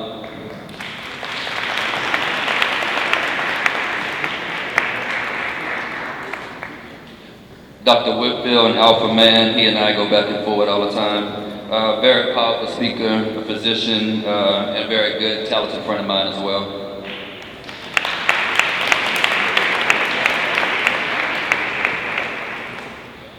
D1 I can say so much about. We go way, way back. I was choreographing before his first, well, I guess when his first mixtapes formed. One Man Army, even before all those things. I met him a while back. He's very, very talented, very powerful, and positive influence on young black men. So thank you for coming out.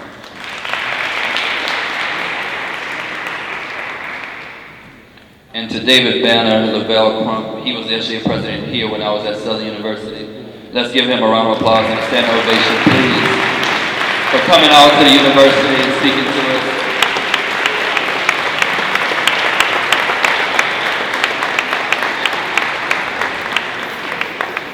We also have a presentation for DJ Cool Super Mike, another great friend of mine, who did an excellent job tonight.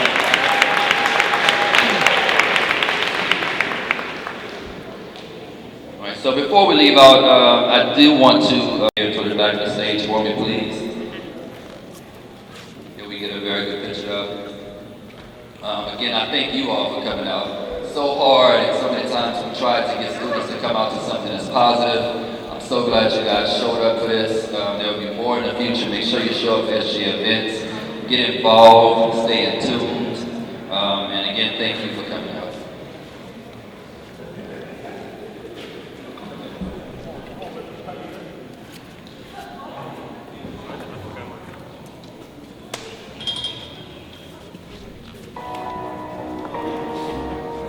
Yeah.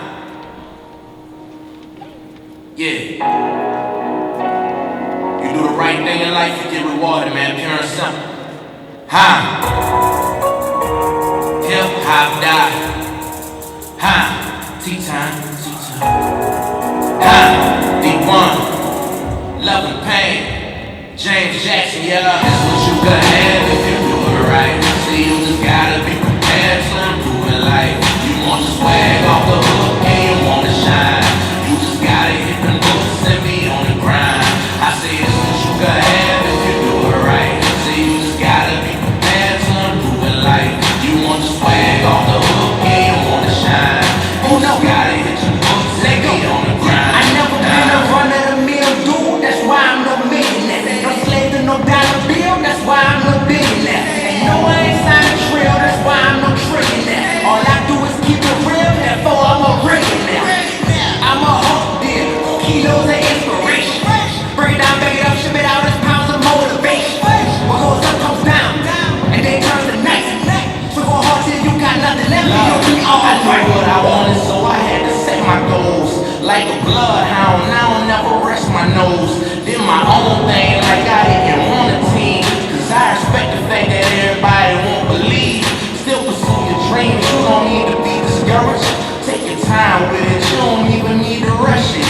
Opportunity to ride, take advantage of it. This is not a court of law, but haters still gon' plan to judge it. It's life, it's what you can have if you do it right.